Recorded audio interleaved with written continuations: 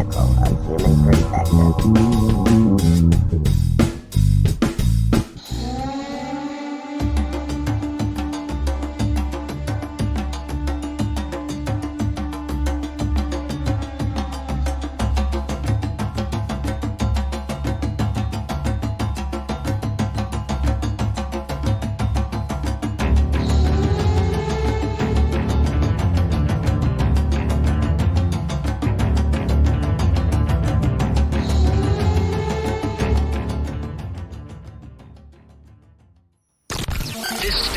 Now the ultimate power in the universe. Sharing the love, spreading the light in real time. Friday night love stream. Very happy to have a guy we instantly resonated with. Unbiased and on the fence. I'm talking about Shane C. Robinson. And his purpose is to rise above the worldviews that are designed to separate us so we can unite as one. Sometimes you have to sort of take a step back, and I think Unbiased and on the Fence is a really, really good title for your show, because you are in the central point when you're unbiased and on the fence. That's what it means. It doesn't mean you're indecisive. It means you are taking the central point and you're seeing the multiple perspectives. Unbiased and on the fence. If you haven't checked Unbiased on the Fence, go and check his channel out. You might like it. This is Dan Hofeld from Talk is Cheap, and you're listening to Unbiased and on the Fence with Shane Robinson. If this much sincerity enters your life, come to this much. What I know, I know. What I do not know, I do not know. I don't believe anything, I don't disbelieve anything. I'm willing to look at everything. You will become a sensible human being. Have you checked out our website? Visit us on the web at uotf.net. You're listening to The Love Stream. All around the world in real time. This is Shane with Unbiased and On the Fence. You're listening to the Friday Night Love Stream. Your calls, your stories, on air. You're listening to the Love Stream. Sharing the love and spreading the light all around the world. This is Unbiased and On the Fence. Unbiased and on the fence. Happy Friday to you guys, and it is the Friday Night Love Stream, as you heard there, and feeling pretty good tonight. How are you guys feeling? You can chime in the chat. I had a couple of dreams I wanted to present to you guys tonight. From Kelly. He was on with Sherry and I a while back on Paranormal Frequency, sharing some images and things. Actually, one of our first shows, Sherry and I's first show, one of our first Paranormal Frequencies. So I wanted to present a recording from this morning of us talking for a while, and then get what you guys think about these dreams. I think they're extraordinary. They were really ultra real for him. And then after we get done with this recording, which is about 40 minutes long, I'll open up the phone lines and we'll take some live calls and see what you guys think of this. So this is a pre-recorded phone call from this morning, just because he was, and I really want to commend him, because I think, and I hope that this is okay to mention it, but, you know, he's a mechanic. He saw somebody was needing some help, and he volunteered his time tonight to do some work on their car for them that they couldn't afford to do. And, I was just thinking, I was like, man, these are the little things that we can do. I mean, a lot of times we think we have to be doing something spiritual in the community, but really anything at all that we do, any way we can help out, any way we can lend a hand when somebody needs it, that's what's going to bring about the new earth. And that's really what's really going to change the world. It's those small things, when somebody doesn't have transportation and they're living check to check, paycheck to paycheck, or whatever it is, and that unexpected expense comes up, and we have the ability to help them out with whatever our trade is. Just donate a little bit of time, and it really goes a long way for people, And I think I hope that's okay. I wanted to commend Kelly for doing that, but that's why we had to record it this morning, because he's doing some work for someone tonight. So without further ado, let me let's see here. I will get this recording going, and then we'll be back. So here is Kelly. All right, so we got Kelly here, who we had on Paranormal Frequencies, Sherry and I, with some extraordinary images and stuff. But Kelly had a couple of dreams that we wanted to share with the audience and get your input on it, see what you guys think of it. I thought they were amazing dreams, and I really wanted to share it with you guys, see what you think, and we'll go from there. So we'll start with the latest one first, I think, Kelly. I think that's probably the best idea. Yeah, it was really strange. I remember there was some kind of a building. It was a big brick building with, it almost looked like some kind of a, I don't know, like a power plant or something, but it was abandoned. Mm-hmm. And it was just like water main had broke loose or something, it seemed, and there was like a big sinkhole forming underneath it. And I was just trying to figure out how I was going to save this building. And the water just started gushing up from the ground and flooding the place. And I'm running around trying to figure it out, and it just sinking as fast as I could do anything. And then bam, I was gone. I was in another place. It was like a multi-level library. It seemed like, I don't know how many, but there's lots of levels, books everywhere. But there was a top level, and it was more like an observation deck or something, to where the building wasn't around you, and you could see the sky, and it was nighttime, and I heard a voice, and it said, "It's okay. You can go now. Your family doesn't need you anymore. They'll be fine." And it said, "You were right this whole time, or all this time. They are real." And I didn't really understand that. But then all of a sudden, it was like a veil was lifted, and I looked up and I could see cities. I mean, huge cities everywhere. And there were ships flying back and forth from one to the other. And it was beautiful. It was absolutely amazing. Wow. Yeah. And then I kept looking for my family. I was just running around looking for my family. And the voice was my wife's voice. Her name's Deanna.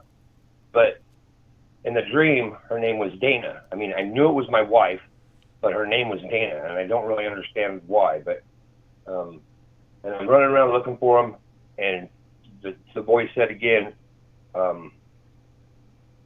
"It's okay. You did it. You can go home now."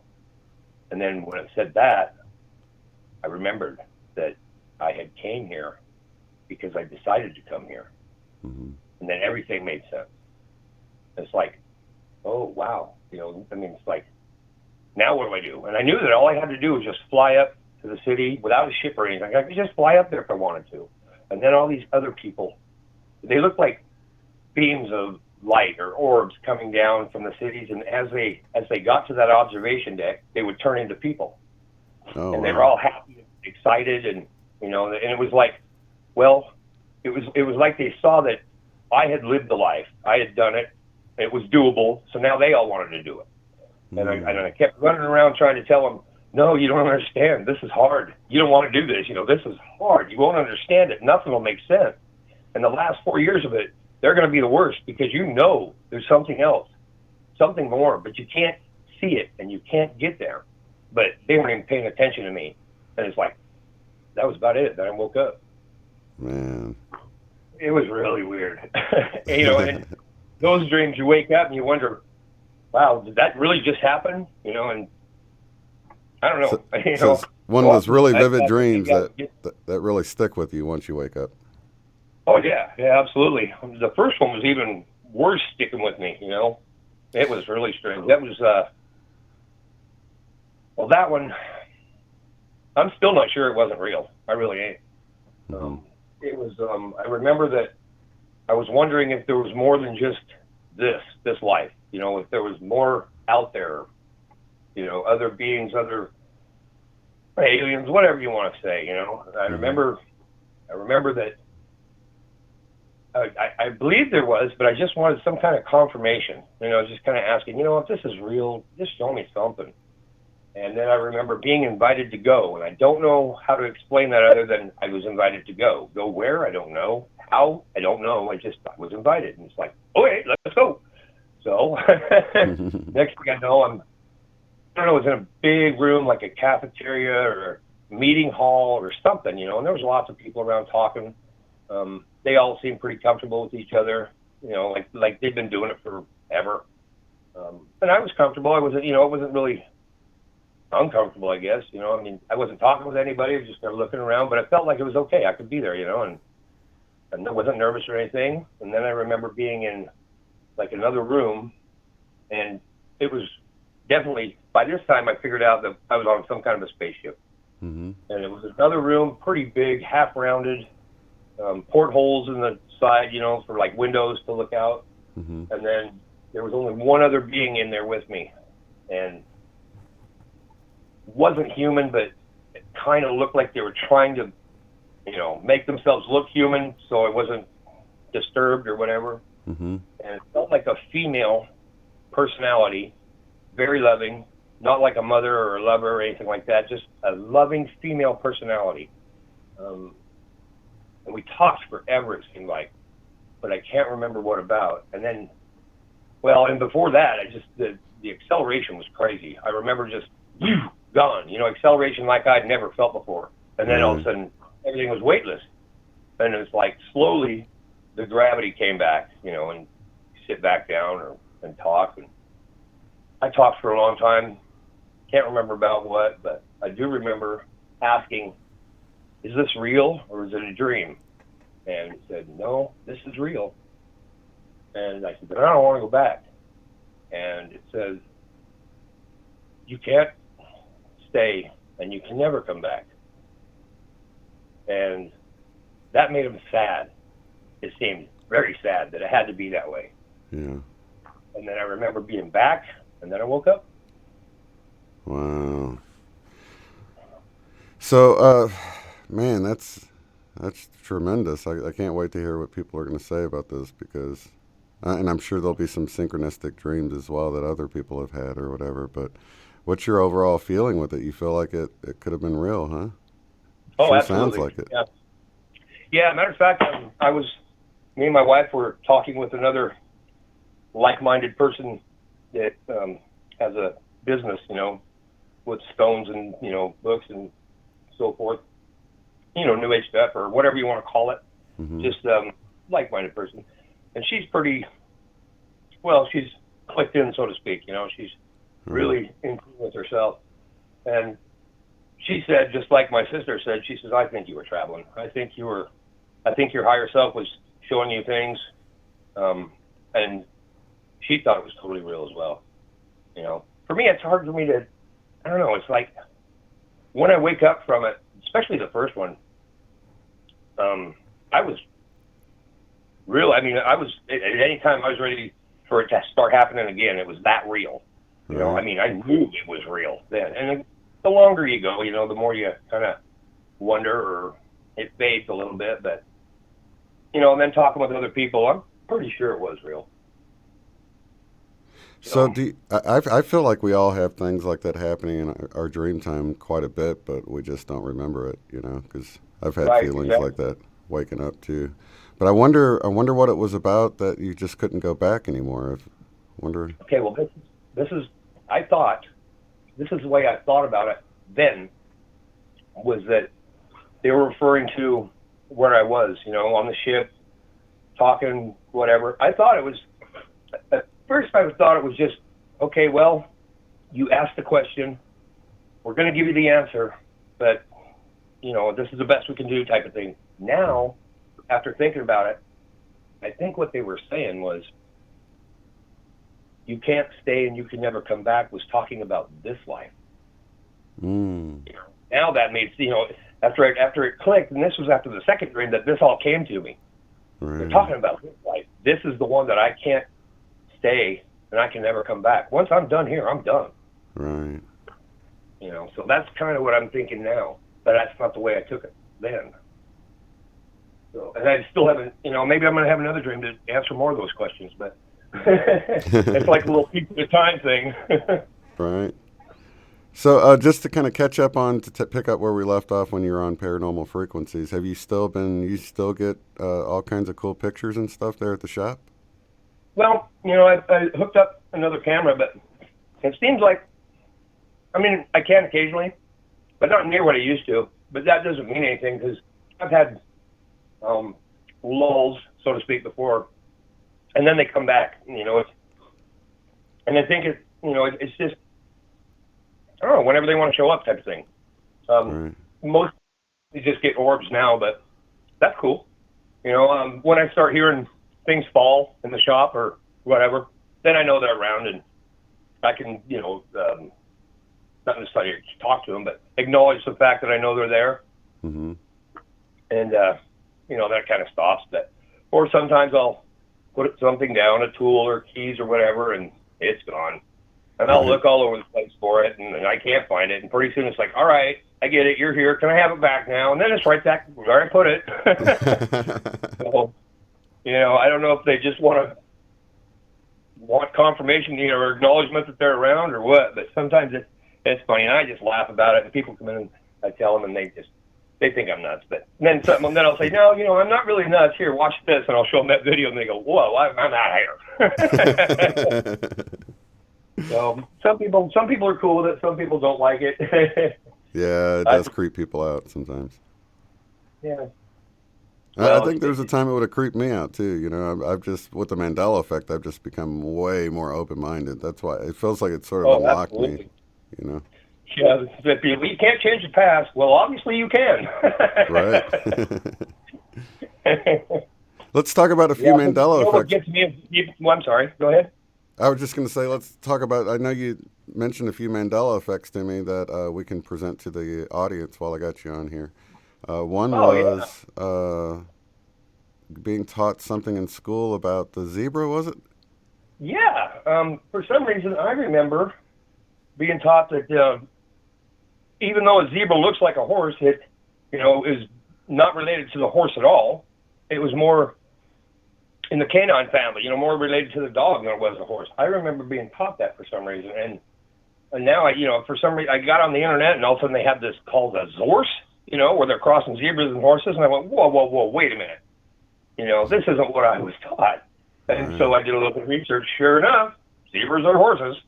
But, and it made sense that they are, but I swear I was taught that they weren't. Right, and that makes sense that would stick out to you. And there is something familiar about that to me, I couldn't put it in my 100% pile, but that does seem like it just, maybe I heard that before, and it was like, what? That makes no sense. How's it a canine? Clearly it's a horse. The zebra was related to a dog, and that's why it stuck with me. Right, yeah. And all of a sudden now they are? Yeah, that's weird. Was there any other Mandela effects you've come across recently? I can't remember. It gets to the point where they all seem so minor, they're not really a major deal. So I'm getting to the point where, like other people, I just kind of blow them off, but not really. I still, what was it? I just told those darn squirrels. That's the one that got me. Those 3-foot squirrels. Yeah, the 3-foot rainbow squirrels or whatever. Red and blue squirrel. Yeah, that was a trip. Yeah, I think I saw that one on Once Upon a Timeline with Eva quite a while back. But I was like, oh my gosh. I didn't realize they were that big, though. I was just tripping off of the colors. Yeah, no, apparently they get up to 36 inches long. Wow. I'm thinking, that's a big-ass squirrel. Yeah, it is. Man, that's like a new Earth squirrel right there. Rainbow and 3 foot long. Yeah, put them right up there with the big bats, I guess, huh? Right, yeah. Those big, those flying foxes, they call them. I seem to remember those from, way back. But, that's the funny thing with Mandela effect. Some people just remember things that, we'll say it this way. The Berenstain Bears, I remember from 5th grade, it was the Berenstain Bears. That's my memory. But most Mandela affected people don't remember that. Wow. Yeah, for me, they never existed until the Mandela effect. The Berenstain Bears? Yeah, and I got 5 kids, so.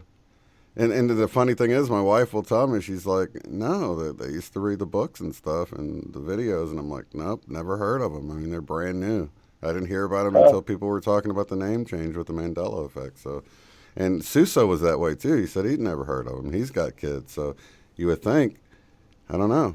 I just don't see how I missed it, Well, I'll tell you, the one that got me was CERN. I had never heard of CERN until the Mandela effect.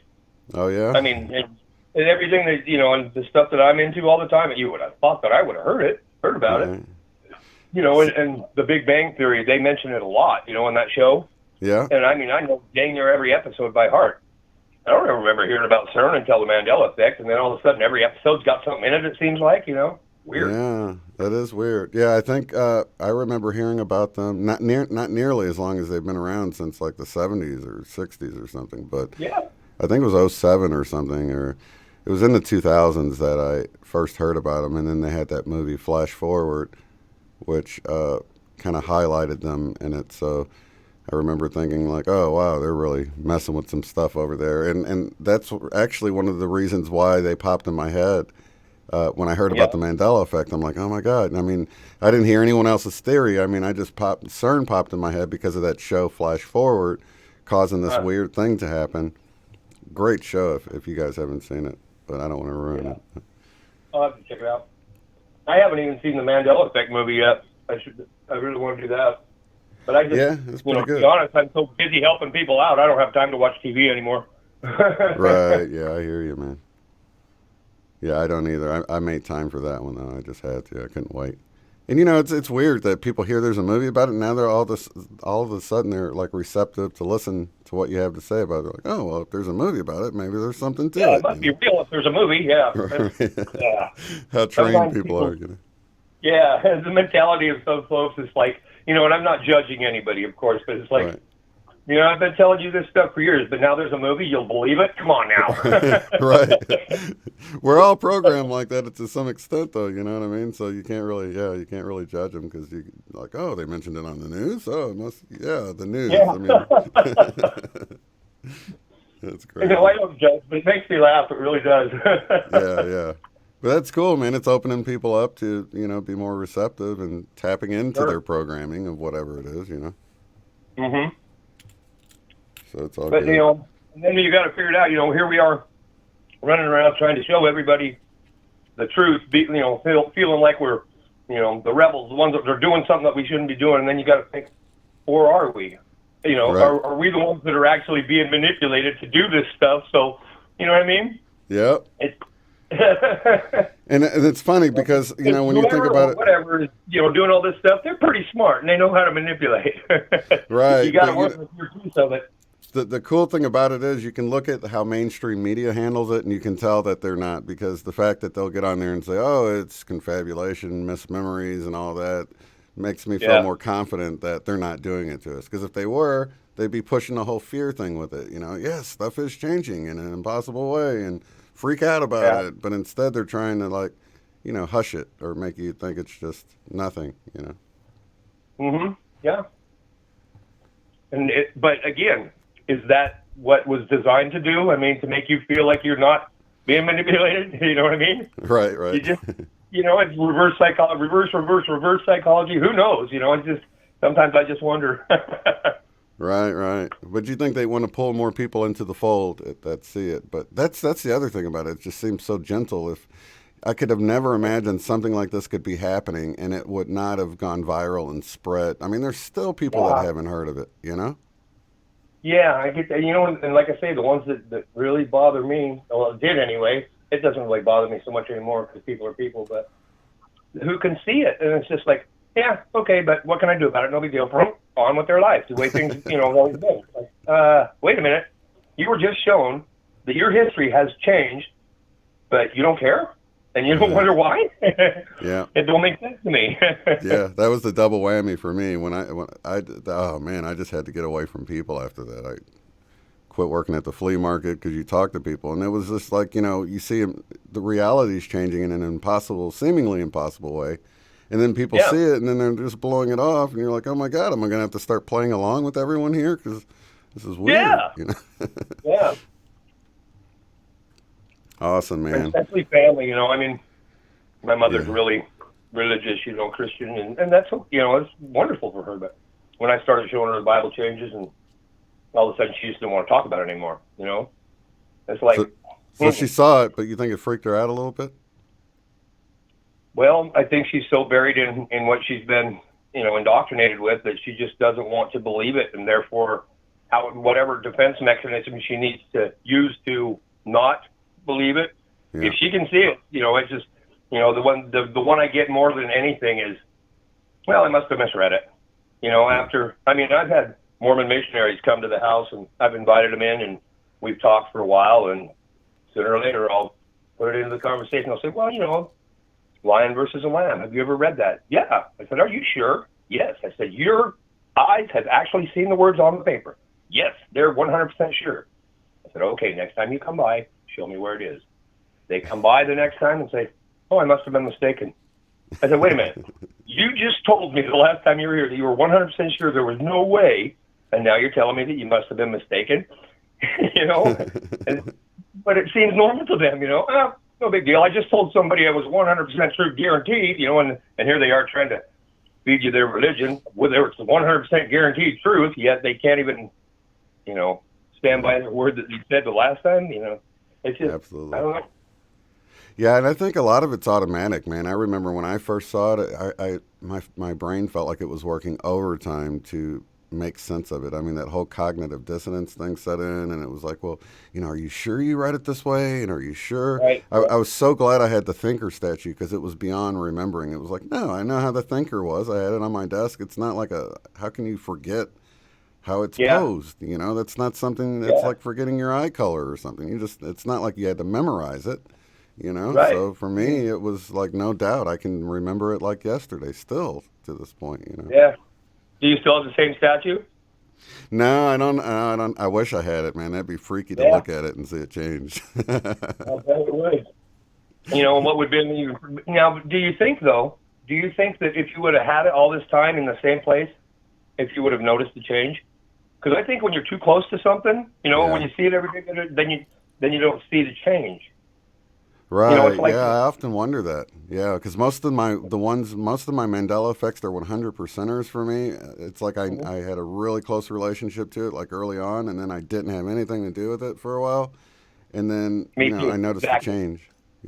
Yeah, and I'm the exact same way, especially with my Bible changes. It's like I was really into it for a while. I read it, I know what it said, and then I got away from it for years and years and didn't really get into it anymore. And then when I reread it, it's like, well, that's not what it said. But I wonder if I would have kept reading it, if I would still see the changes, and I don't think I would have. No, I don't think you would have either, because the one preacher guy that they had on, he was asking the audience, and it was like the little old ladies that read their Bible all the time. It didn't sound funny to them that that the scriptures change, because if they read it, they don't expect it's changing in an impossible supernatural way, so they just read it and overwrite that old memory. So judge not lest ye be judged. They read it the new way, judge not that you be not judged, and it's not weird to them, So, yeah, definitely. You just overwrite those memories. And I've noticed people that work in retail and stuff, like they're walking through, they see Fruit Loops the new way. Who's really paying attention? Your subconscious sees it, and then it starts looking right to you over time, because you're not going to think that the logo changed in an impossible way. Right, exactly. Yeah, so I'm glad that those things I got away from them. What's that? I say I don't know about the Fruit Loops one. I never paid enough attention to it, but I'm pretty sure about the Looney Tunes. Oh yeah, me too.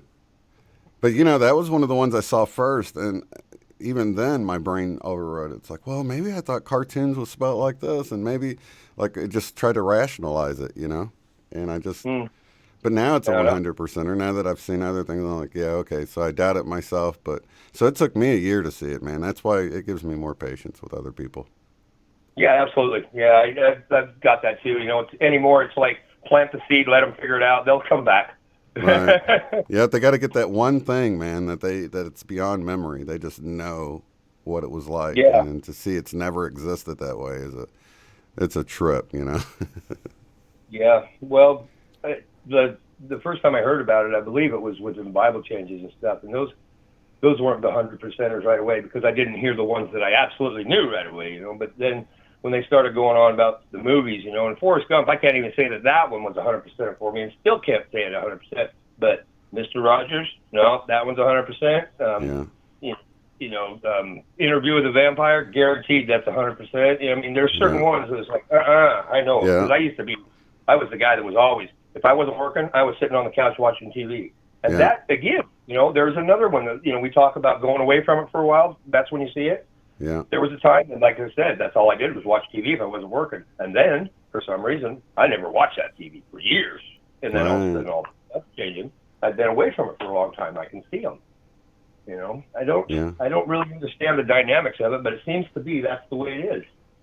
And it's for Sex and the City was like that for me. I never watched it. Yeah, I might have exactly, seen an episode of it or something, but for the most part, I never had anything to do with it. But you'd go to the grocery store and you'd see Sex and the City actress, blah, blah, blah. And it was just in the media everywhere. So there's no mistaking it. But, of course, I go to my best friend who was into the show at the time. I'm like, oh, my gosh, do you remember the show? It's always been Sex and the City. And I'm like, what?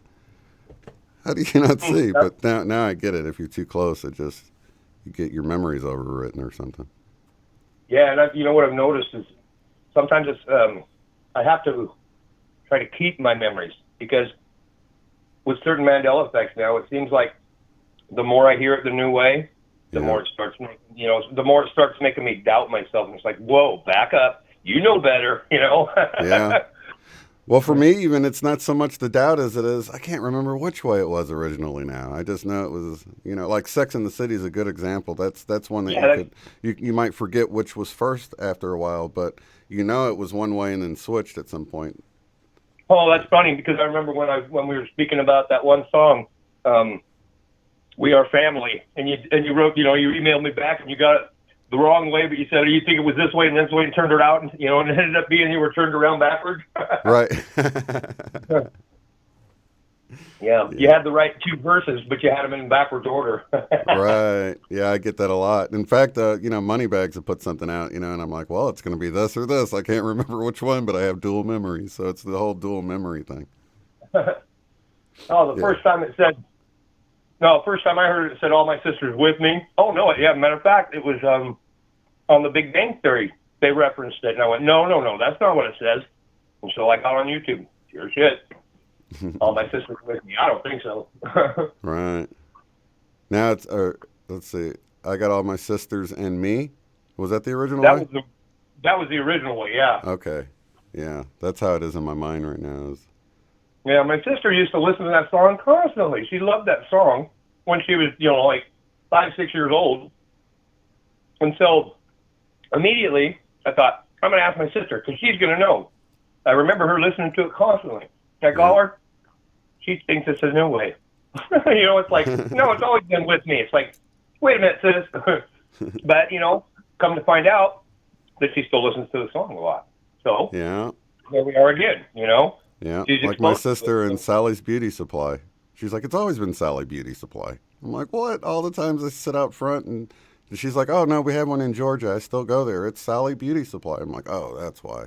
She still goes there, I thought it was a local store in St. Louis, but evidently it's a chain across, America at least. So.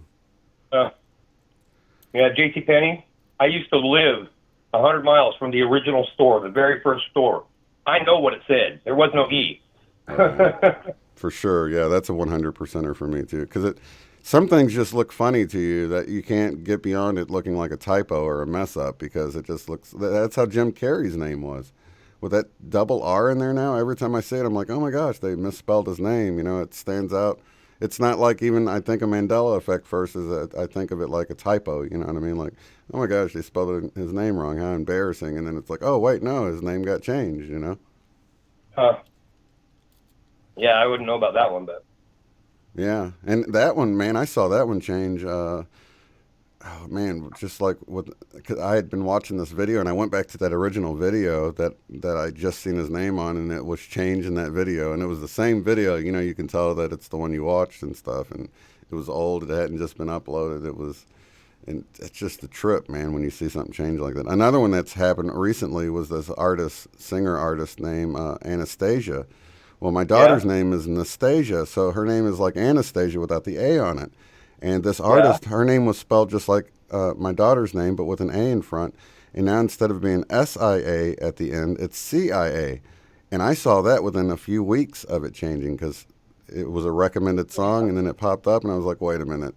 Is this the same video? It was the same video. I looked up her name, and it's officially Anastasia with CIA instead of SIA at the end. And, it's just, that's how it is. But I saw that within weeks of it changing, and it's a trip, It is, and you got to wonder why. Is there a reason for all this, happening, and is there a reason why certain people can see it and certain people can't? You know, and I know you mentioned a lot that you think it's a wake-up call, and I get that to a point, but, you know, it's like, why are they certain things like that one? Why is it so subtle? You know, I mean, it's almost meaningless. You know, when you think about the big picture, why would a simple one letter change in a name that very few people are going to see? You know, right? Unless an artist nobody's even paying attention to. See it.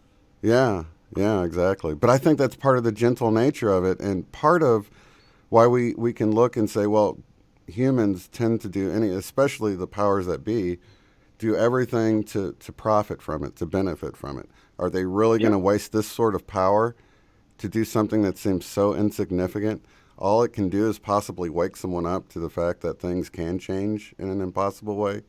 You know what I mean? So it's like, once you see that, you know, there's no money to benefit from doing something like that, it kind of takes it outside of the realm of it being a human doing it. See, or is there really? Because, you know, if you got a certain type of people, a certain, you know, we'll say crowd, you know, us, you know, these that we think about these things. If you got, we'll call us conspiracy theorists, yeah. If you got them all running around looking at these little bitty changes, watching the right hand, what's the left hand doing? Right. You know what I'm saying? Yeah. Put the attention somewhere else so they can be. So yeah, it's called. You know, I used to say, get yourself in a little bit of trouble to get yourself out of a lot of trouble. Right, wagging the dog. Yeah. So, I mean, just those are the things I think of. Yeah, definitely. And those things have all crossed my mind, but it just doesn't fit. Many times it doesn't fit the MO of the way they typically operate for money and power. You know, there's just no money and power in changing your name from SIA to CIA. Unless, you know, think of the CIA, right? There you go, right there. Didn't even realize you said it, did you? Makes you wonder, you know. Yeah. Or is it a benevolent force trying to draw attention to that? But, you know, exactly. I think it was Christopher Natra, the CEO, that was pointing out. Now, this is one thing that would fit this whole MO of more money, more power, like Stouffer stovetop stuffing. If that's like a corporate takeover type Mandela effect, right? They paid some money to say, look, change history. We want to own stovetop stuffing because it's a great seller. We can make lots of money. And then they do a corporate takeover by just rewriting history to where Kraft always owned it. You know, that's the type of thing. If everything was like that, then I would be like, oh my gosh, yeah, they're like completely changing history, and they stole stovetop stuffing from Stouffer's. You know what I mean?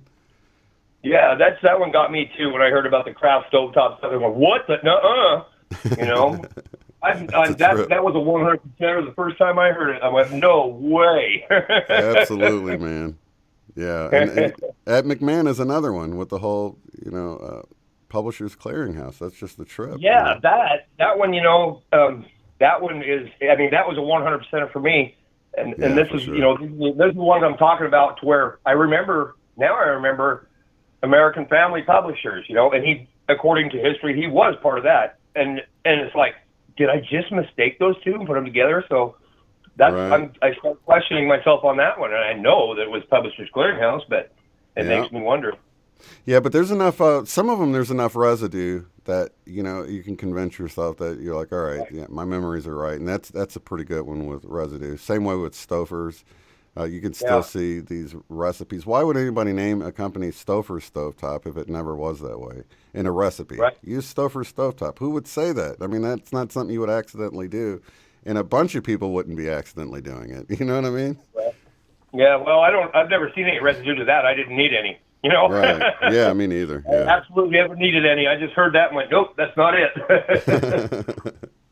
Yeah, they had one where somebody was on the late night show and said something like, and he drives into Stouffer's the Stouffer's headquarters for the, you know, and somebody had it in a video recently, so that was pretty good residue because you know, he didn't drive into Stouffer's, he drove into Kraft, you know. But yeah, it's a trip, man, and I'm getting over the shock of them now, and I do try to pay attention to them, but man, at first it's a trip when you see stuff changing, but you do get used to it. Yeah, sometimes I see people, you know, that finally get it, you know, and it's like the shock and awe, and it's like you remember when you were at that point, you know, and you just kind of chuckle to yourself and go, yeah, see what I'm saying? You know, and they're just they're freaking out, and it's like, don't freak out, it's okay, really. I was there, you're all right. Yeah, it is. Once you get over that initial shock, man, it gets better. But when you see something change, a new change, it's still like wow. It still wows you. Because like with that name change I was just telling you about, when I saw it go from SIA to CIA, I was like, what the heck? I just looked at this video like a few days ago. It's just a trip when you see it change. The ones that get me, and I always tell people, the ones that are on the fence kind of about it, just not really sure. Mm-hmm. I just tell them, wait till you see your first flip-flop. You'll be convinced. Yeah, the flip-flops are big ones because it forces you to like for me, it was the Houston, we've had a problem.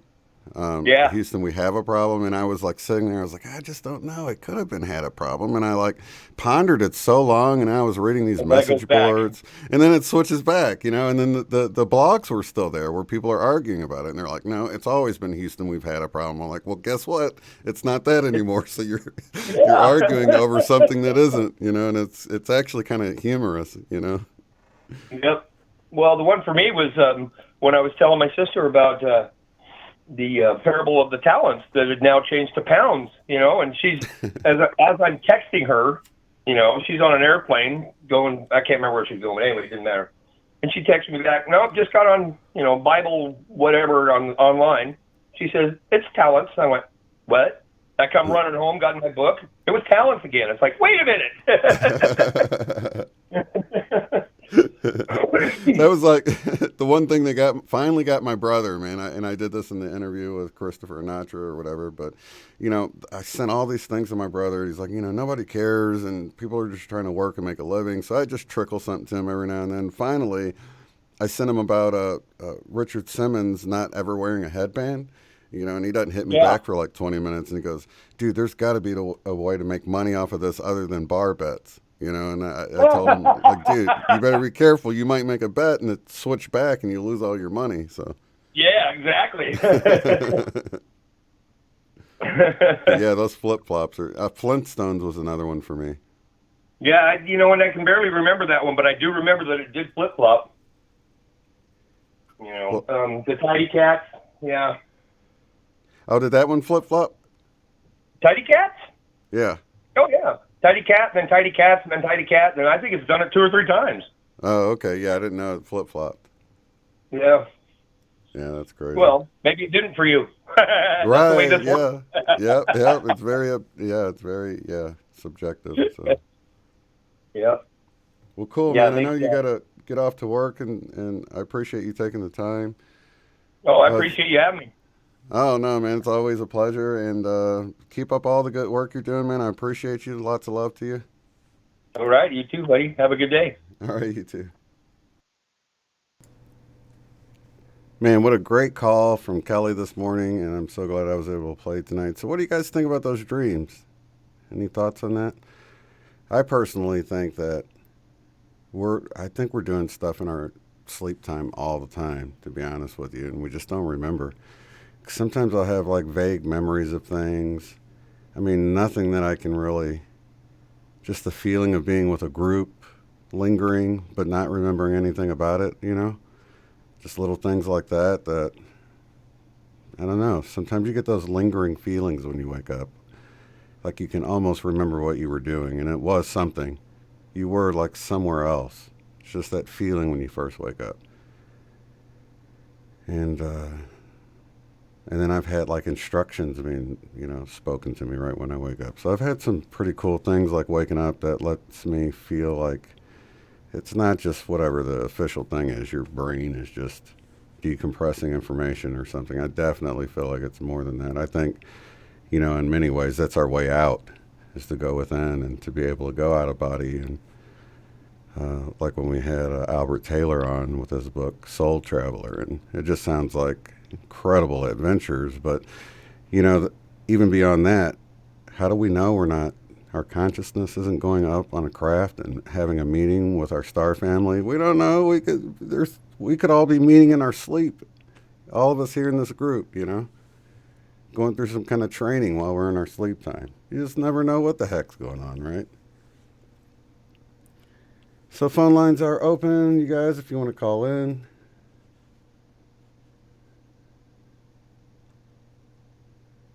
Talk about any dreams you got going on.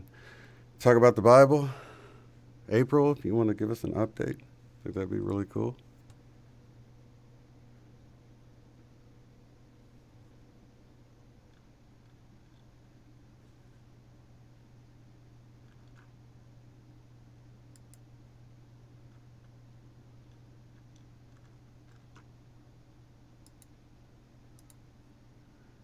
All right. Phone lines are open. I'm going to put up the international numbers.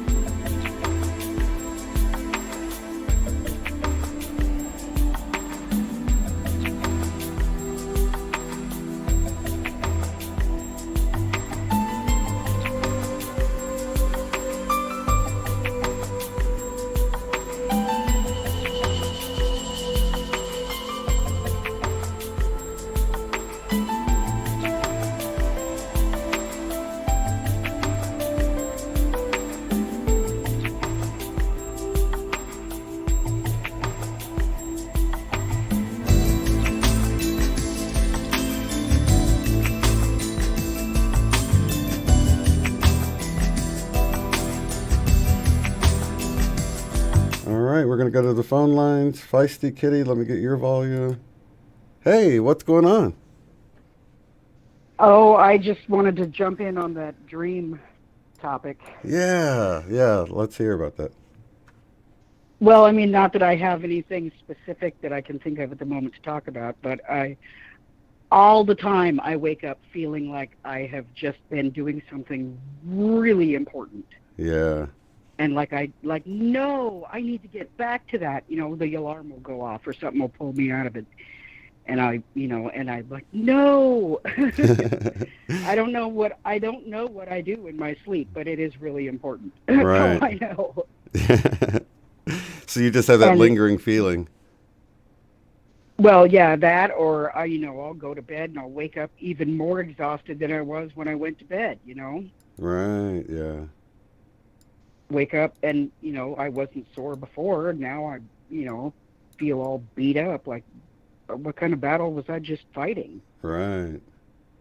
Yeah, I always feel like, I'm like, man, I wonder if I got a muscle cramp while I was asleep or something. You just try to rationalize why you might feel like a muscle's tired or something. Oh yeah. But my dreams in general lately have just been so weird. Very vivid. Is anybody else having anything like that? Yeah, I've heard about. My daughter had one the other night, and she couldn't tell me what time it was, but I think it was right around the time of the Schumann blast. But she said it was like she was in this previous life, and it was really vivid. And her kid had got shot, and she just felt like it was a memory rather than a dream, almost. Thought that was pretty weird.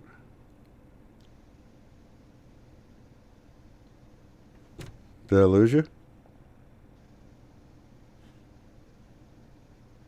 Are you gone? Wonder if my thing is messing up here. And it looks like we're still connected. See, maybe you hit the mute button on accident. I've done that before. You're right. My face hit the mute button. And here I was just jabbering away too. No. You hadn't been going that quiet. You hadn't been quiet for that long. Okay. I was just saying that I know Mary Ann's been having all kinds of crazy dreams too. Oh yeah, yeah. Yeah.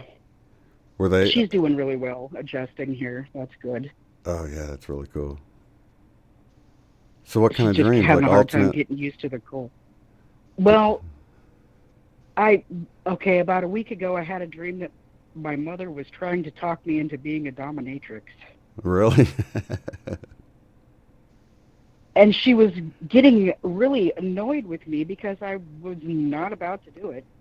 She's like, come on, all you got to do is whip people. And I'm like, first of all, I don't know if that's all you got to do. Second of all, I don't want to whip people for a living. I don't care how much money I make. That's hilarious. I thought so, and I just woke up and I was just like, I almost wanted to go yell at her, you know what I mean? Yeah. What's the matter with you? Yeah, I totally. And so I went in there and I told her about it. And she's like, oh, well, that's kind of a weird thing for me to say, isn't it? Like, yeah. Well, that was nice for her to, reassure you about that, right? You're right, exactly. Like, you're not down with that, right, Mom? There's nothing you need to tell me about, right? That's hilarious. What about you? Have you had any good dreams lately? Man, my dreams were like I mentioned one the other day that I had one where it was like I saw a couple of astronauts landing by the arch, and I was trying to go get pictures of them, and I was like, I got some up close ones, and I was sending them to my son because I knew he'd would be like, holy crap, that's awesome, you know what I mean? So like, I remember it was just like real life, and I'm from St. Louis, so that's not a really weird thing that I would see myself there. I spent most of my life there, or a good part of it anyway. So that all growing up and my first years of driving and stuff. So that's kind of like my home place, So that wasn't too weird that it was there, but it was so cool because somebody contacted me after that, and they were like, I'm in the St. Louis area, and I've been catching these images, and I was hoping to show some of them tonight, but I've got to get approval or whatever from her, but because she wants to stay anonymous. Oh. So I got to figure out how she wants to play all that out or whatever. But it's she's got some really cool images. So that little dream, I just, it seemed like nothing, but then I like just kind of mentioned it on the air, and then she heard it, and it was like a confirmation for her to share the image. You know what I mean? It was like this cool little synchronistic. Isn't that weird? Yeah, that kind of cool stuff happens to me all the time. Yeah, and normal people don't see that. They're just like, you're just putting a bunch of coincidental things together. You're like, dude, my whole life is like this, though. Yeah, exactly. I'll find myself saying something just flippantly in conversation, and not even know why I said it, but then it'll spark something with somebody that's really significant. Right. And then they'll tell me something, and I'm like, wow. Yeah, that's what's so cool about. I guess that's why I said that, because that's. Yeah. That's why I think it's so cool that when we have our community like this that gets it with the whole thing, it allows really magical stuff to happen when we come together, because we see all this stuff happening, and it's just mind-blowing stuff, way beyond chance. You know what I mean? You'd have to be blind not to see that it's synchronistic. These really abnormal things are happening, unlikely things to naturally occur are happening. And it's mind-blowing, and it's just really broadening our perspective of what's even possible, because I've seen the coolest stuff happen where I'm like, dude, am I just playing out this, like, perfectly orchestrated role, because things just, it's just set up so perfect, like a movie scene or like a script, Or you just say something that you have, like, I haven't heard, oh, you know what I'd love to hear? I haven't heard this song in, 30 years, and then boom. It's on the radio, or it's on a commercial, or something. Yeah. Yeah, the craziest stuff. But, yeah, the people in our community are, aware enough to just kind of roll with it, because most people would hesitate to say the things that just pop right out of my mouth, in conversation, and not even know why I said it. Right. But then to get that, the after effect of somebody going, oh, wow, my grandmother just, I don't know. I can't think of a good example at the moment. Right. Well, there's one, but it's kind of depressing.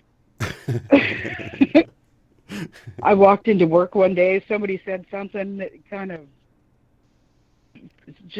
off. And I said, oh, you're on suicide watch today. Everybody stopped and looked at me. And I was like, oh, God, what did I just say? They said, today's the anniversary of the day that her best friend killed himself. And I was like, oh, geez. So I just walked right into it. Yeah. But that's been the only one. That's been the only bad instance that I've... So... Yeah. I'd say out of, the hundreds that went great, don't hold back. Yeah. But yeah, it's still like a script if you think about it. You know what I mean? Like, absolutely. Even though it was, maybe he needed to hear that he was noticed or something. Even you never know. It sounds kind of harsh and stuff, but it could have totally been a positive thing. He might have felt like nobody was noticing, and he might have appreciated it. That could very well have been. From his point of view. I know it sounded harsh to everybody else, though. Thank you, Shane. Yeah.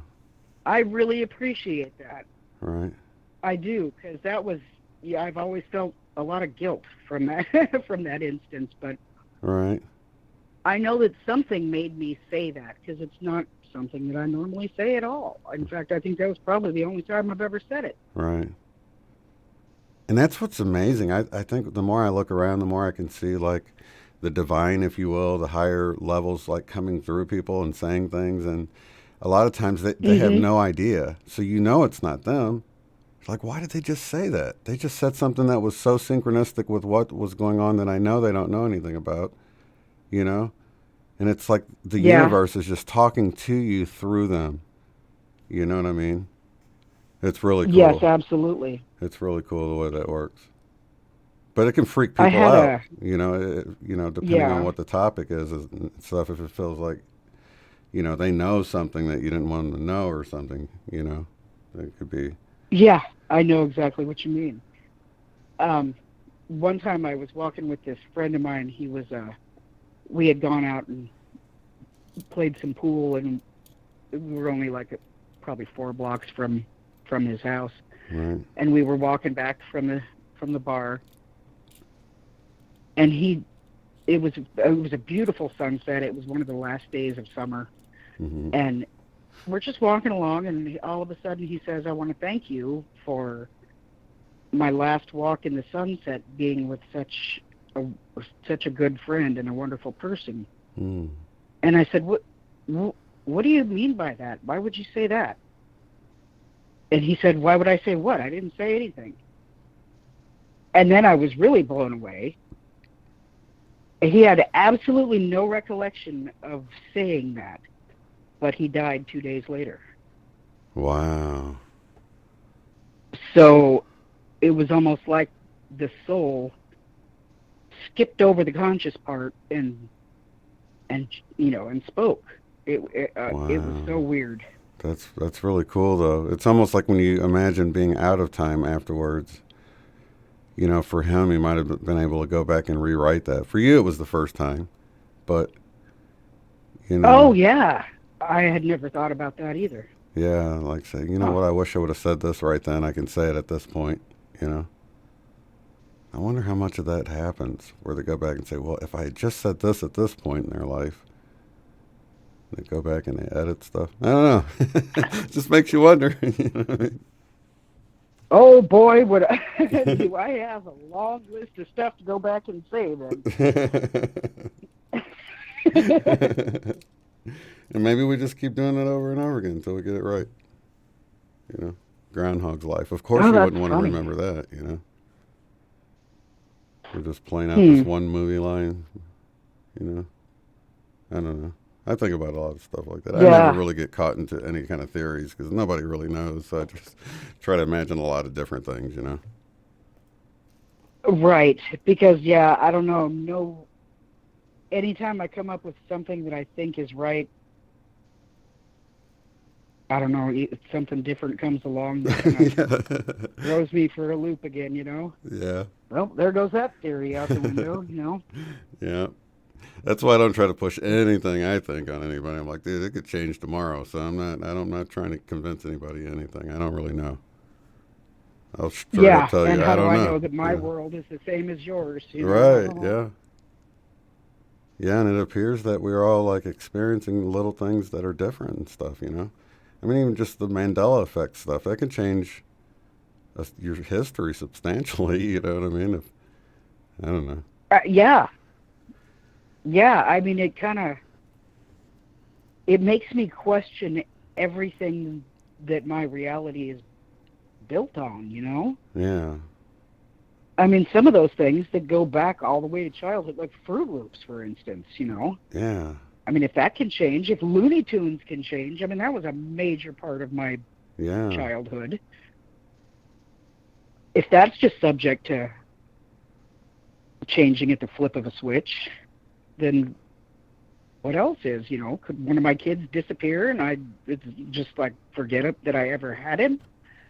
You know, I don't know. That's a trip, yeah. I know one time all of our whole family was here or whatever, and everybody's like, it feels like, you know, somebody's missing. You know, we're like counting over. We got a big family, though, 7 people, you know, and then now that they each have a kid now, that's 2 more to the group, you know, the babies are there too. So it's like, right.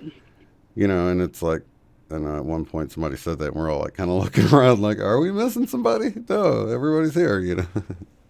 But what if that was one of those little like glitches? The movie Home Alone. Yeah. But yeah, we're all in the same room, but we were like, it just felt like maybe somebody wasn't accounted for. But it just makes you wonder. Well, you know? maybe there was a relative who had passed who was in the room that you just couldn't see. Yeah, that's true. Yeah, just felt so they were only presence missing there. in a sense. Yeah. You just never know. I know life is just exciting if you don't take it too seriously and just stay optimistic, you know. Well, how does that go? Don't take life too seriously because you'll never get out of it alive. Never. Yeah. That's a good one. I mean, it's kind of true, you know. Yeah. Yeah. You're not going to get out alive. Yeah, and you know, I talk about death more than what was even talked about growing up. You know, I just don't want it to be this like taboo thing. Like it kind of was like that. Nobody wanted to ever talk about it, and it's like, dude, it's death rate's one per person. I mean, it's everybody's gonna face it. Why make it all taboo? Right. And let's think about what's gonna happen. And then your brain isn't scrambling because you've never given it a moment to even consider it at the time. You know, you give your brain time to play stuff out and not be so shielded about it. I think it makes death way different, more of a transition than they're gone forever. If you talk about it more, you know. Yeah, I've always had a strange outlook on death, judging by everybody else's reaction to my reaction to it. I mean, it's sure, it's sad that you're not going to see that person again for a while, but I mean, I don't like flip out and lose my shit. I mean, pardon my language, but. Right. You know, I mean, because I know that I'm going to see him. I'm going to see him again, and I feel like they're always kind of, you know, they pop in and out. Yeah, I feel the same way. In my opinion, I feel like I can communicate with any of them whenever I want to, basically.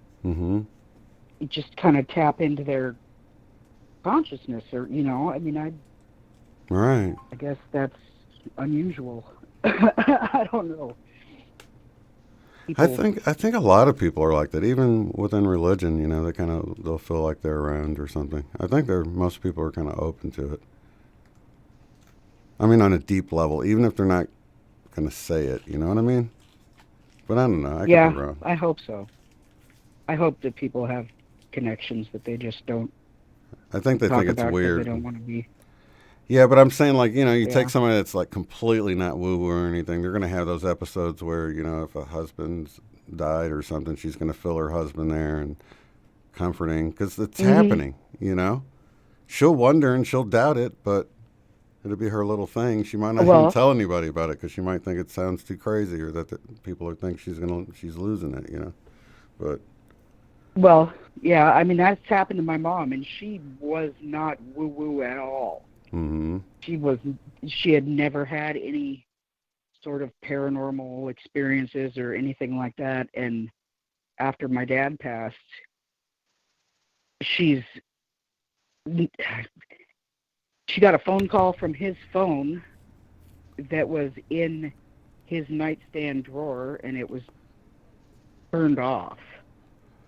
I don't even think it was. It didn't even have service to it, period, anymore. But it was in his drawer, turned off, and she got a phone call on her phone from his number.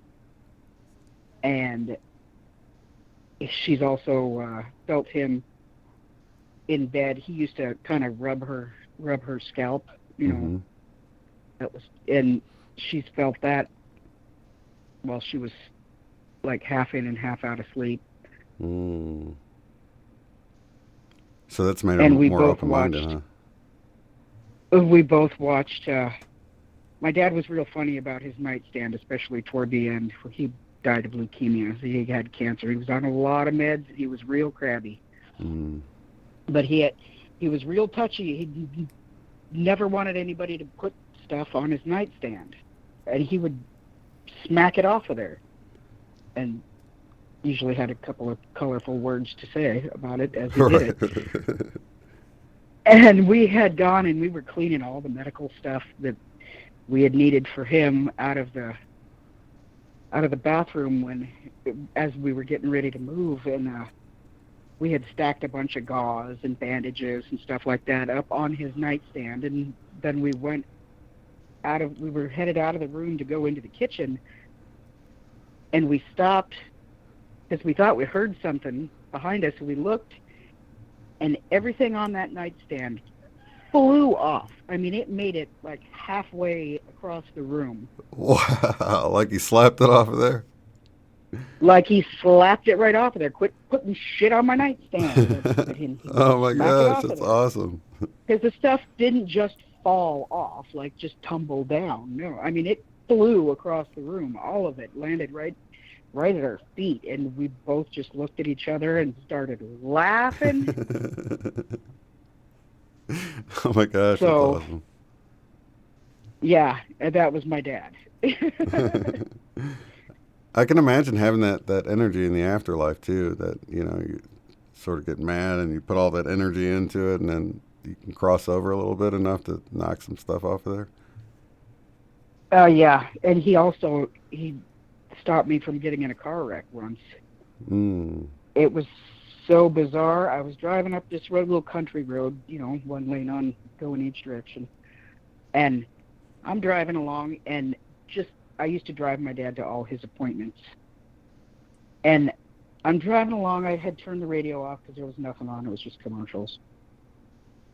And I hear my dad say, I mean, just plain as day, like he was sitting right there in the passenger seat, hug this shoulder, that car's going to cross the center line. And I just did it. I just moved over to the side, and sure enough, the car that was coming towards me just darted way over across the center line, came halfway into my lane, God. It would have been head on.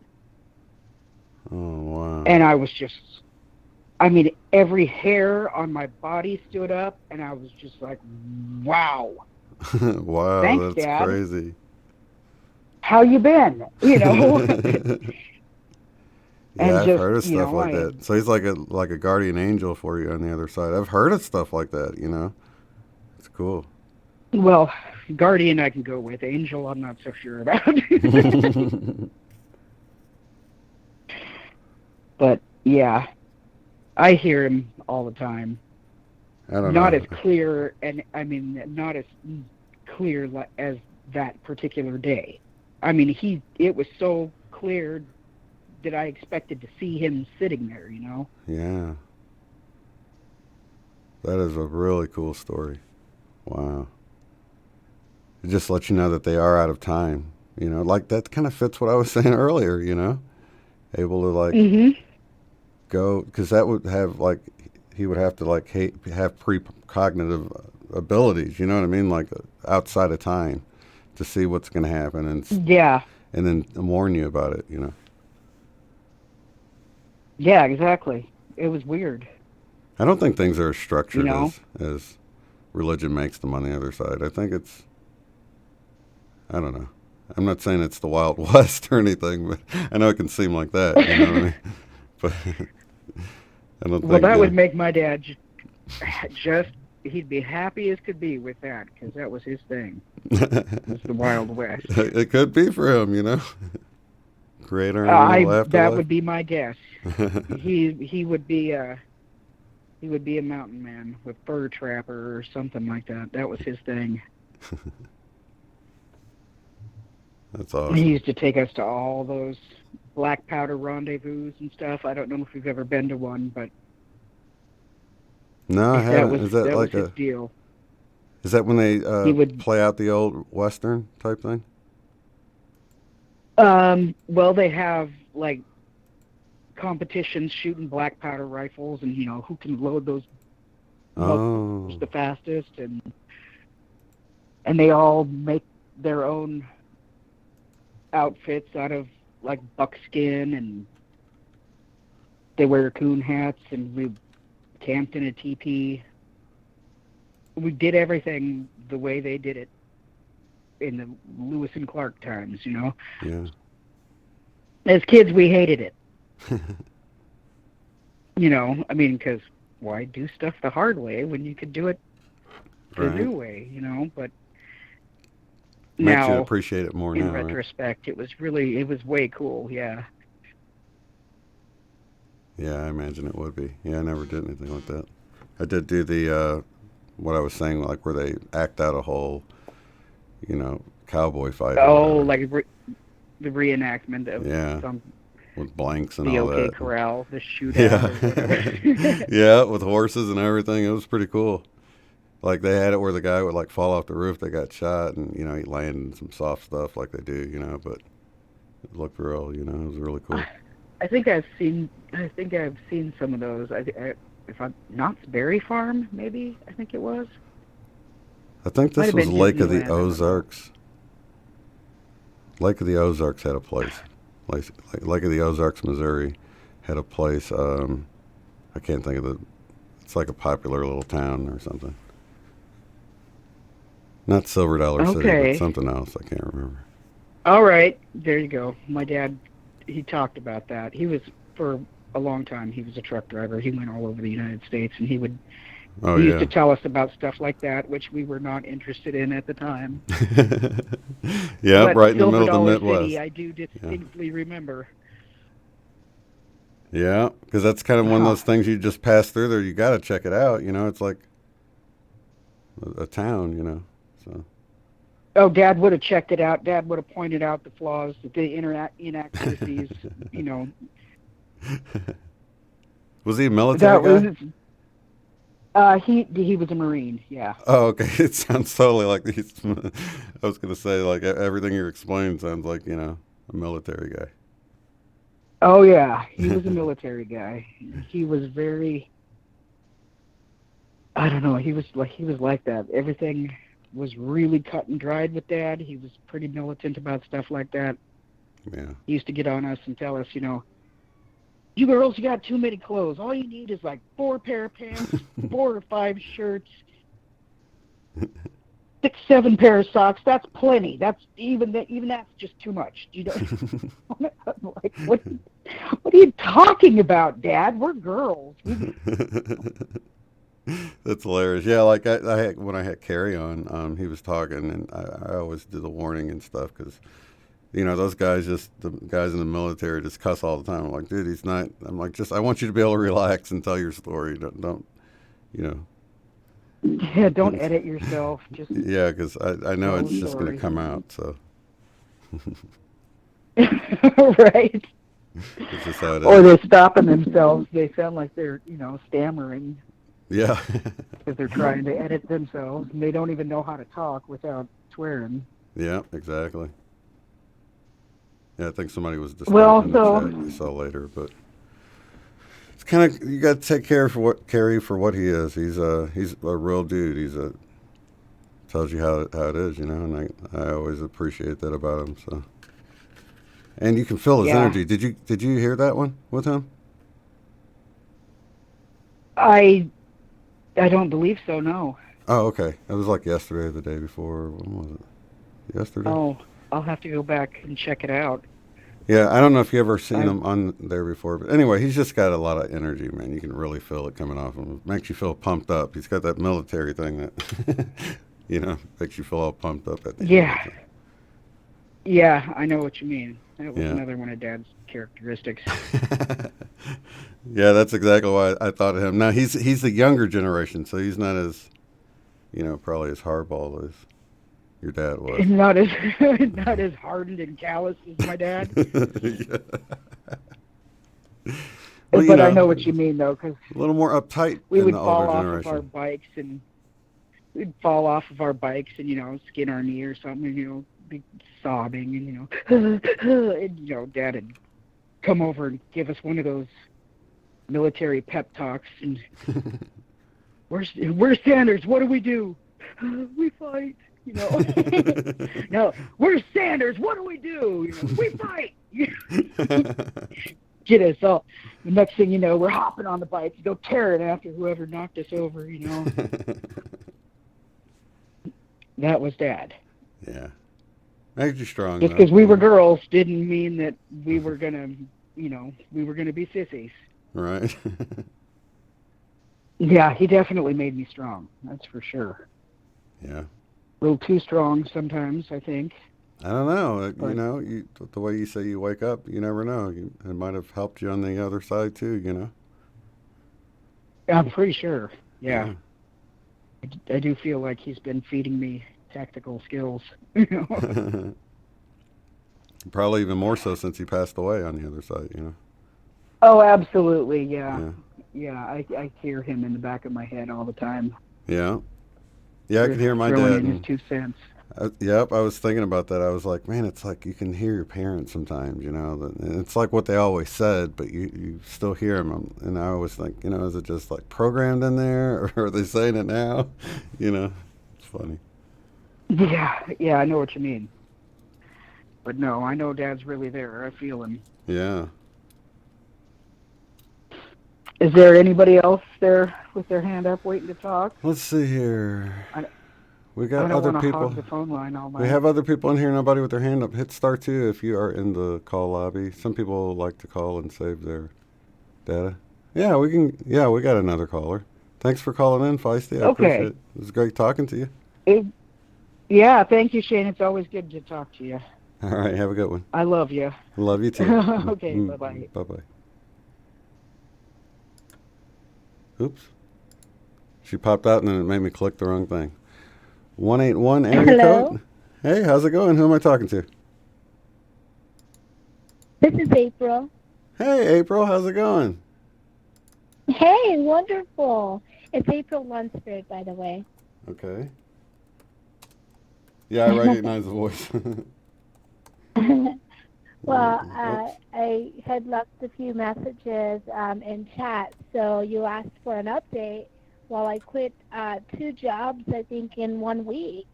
What? I quit one job and got hired to go to this other, job that I thought would be a better fit, and I worked 3 days, and I just couldn't take it. I was actually in training still, but I did get my new badge and everything, and I just couldn't do it. It's like I can only move from my heart now. Yeah. Wow. That's good to just figure it out in the beginning, huh? Yeah, it is. Yeah, it is. It's just odd for me, because it's not responsible. Right. It feels irresponsible? Oh, yeah. Totally.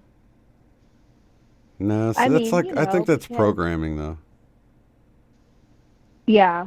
You know what I mean? Probably It's so. like you take what you can get and you just go do what you got to do. And I think, you know what I mean? That's the programming. I don't think we should live like that. I think we should look for that open door that, I don't know, you can feel it when Yeah. it's right, Yeah, absolutely. And that's the thing. I believe that it's, on a logical level, this new position would have been great because I could have actually have taken my bike or, to work, rode my bike to work. That's how close it was. And wow. so I wouldn't be commuting anymore. It was going to be actually in a call center, but instead of banking, I would have been taking orders for garden supplies. And I love gardening. Mm-hmm. So it was like, yeah, this is the perfect fit. What's not to love about this? The people were lovely, as always, pretty much. I just love everyone, but I was looking around the room though, and it's almost like I recreated the same group of people around me that I had at all my jobs actually in this lifetime. Like the characters. Yeah. I could look at the characters now and be like, oh, that's so-and-so, that's so-and-so. It's like they're always the same type of characters, just different names. Yeah.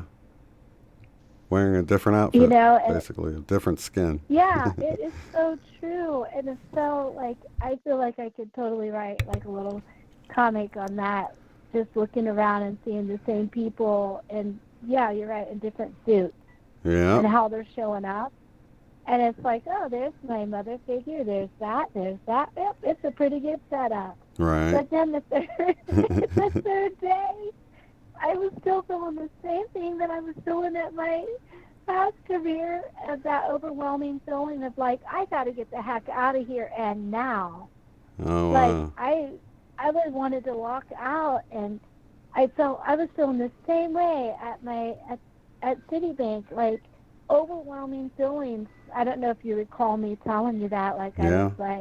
I was this is the worst thing you could do in a job is walk out of a job. This would be the end of you, Mm-hmm. But I just wanted to walk out, and for no real good reason. I mean, a job is a job. I mean, it's not always going to be great. Right. So no real good reason, and especially in training, I had no real good reason other than I knew that I did not want to do that anymore, and I knew I wasn't going to. And I just didn't go back, like, did call and let them know that I was kind of like breaking up with them, you know. It's me, not you. They called, Oh my gosh. they called me back. I know, it's how it was. Like, I thought it was going to be a great fit. I mean, it felt like a one-night stand, you know what I mean? Like, oh, this is great. It's perfect. And then I don't know what happened, but so they even called me back. They were so very kind, just saying, you know, we just want to know what we can do to improve the training or class, you know, for the next person, and we're really sorry it didn't work out. And I'm thinking, it's so not anything to do with that. Like, I don't know. I'll actually give them a call on Monday. I didn't call right back because I really don't know what to say to that. Yeah. Other than it's just not what I'm supposed to be doing right now. Yeah. Yeah, it's not them, it's you. Yeah, I think that's... Unless you have something to offer, It is so true. Well, I really don't. I mean, it was, like I said, as far as what that program was, if we look at it as a game, that game was, it should have been a dream job or perfect position, you know. No commuting, weekends off, you know, easy peasy compared to the stress of banking and selling. I didn't have to sell anything. It was, I mean, you did get money for like a small amount of money for upsells, but it wasn't even required that you tried to. Right. You know, it wasn't like you got, I mean, it was... that was just a little bonus on top of whatever you normally do. Yeah. So it should have been great, and it's like my heart won't allow it. And it's like now I know when my higher self is saying, no, this is not what you're supposed to be doing. And I know, just like that old Christian song that says, when God tells you you have to move, you better move. Yeah. Because if not, he'll move you. And not in a negative way, but I thought, well, I better end it now before something takes place. You know, not that it's necessarily a catastrophe, but it's like, it's just, the door will shut. Either I will sabotage it and shut it, or, you know, I've just learned that now, and I feel like maybe it is the fifth dimension of living from our heart, that we just can't settle. I mean, I should speak for myself. I can't settle for less. Yeah. Anymore. Well, where is your heart right now? What are you feeling pulled to do? Just my holistic business. I know that's what I'm supposed to be doing, and I always have been since 2009. It's just when I divorced and everything changed, my life has been so filled with distractions and actually lessons and blessings that I needed to get me to where I am now, you know, to be prepared for. Yeah. To launch it again. Mm-hmm. But it's that I know I'm going to do that, but right now I'm just sitting with that too. I mean, everything's kind of in the making, but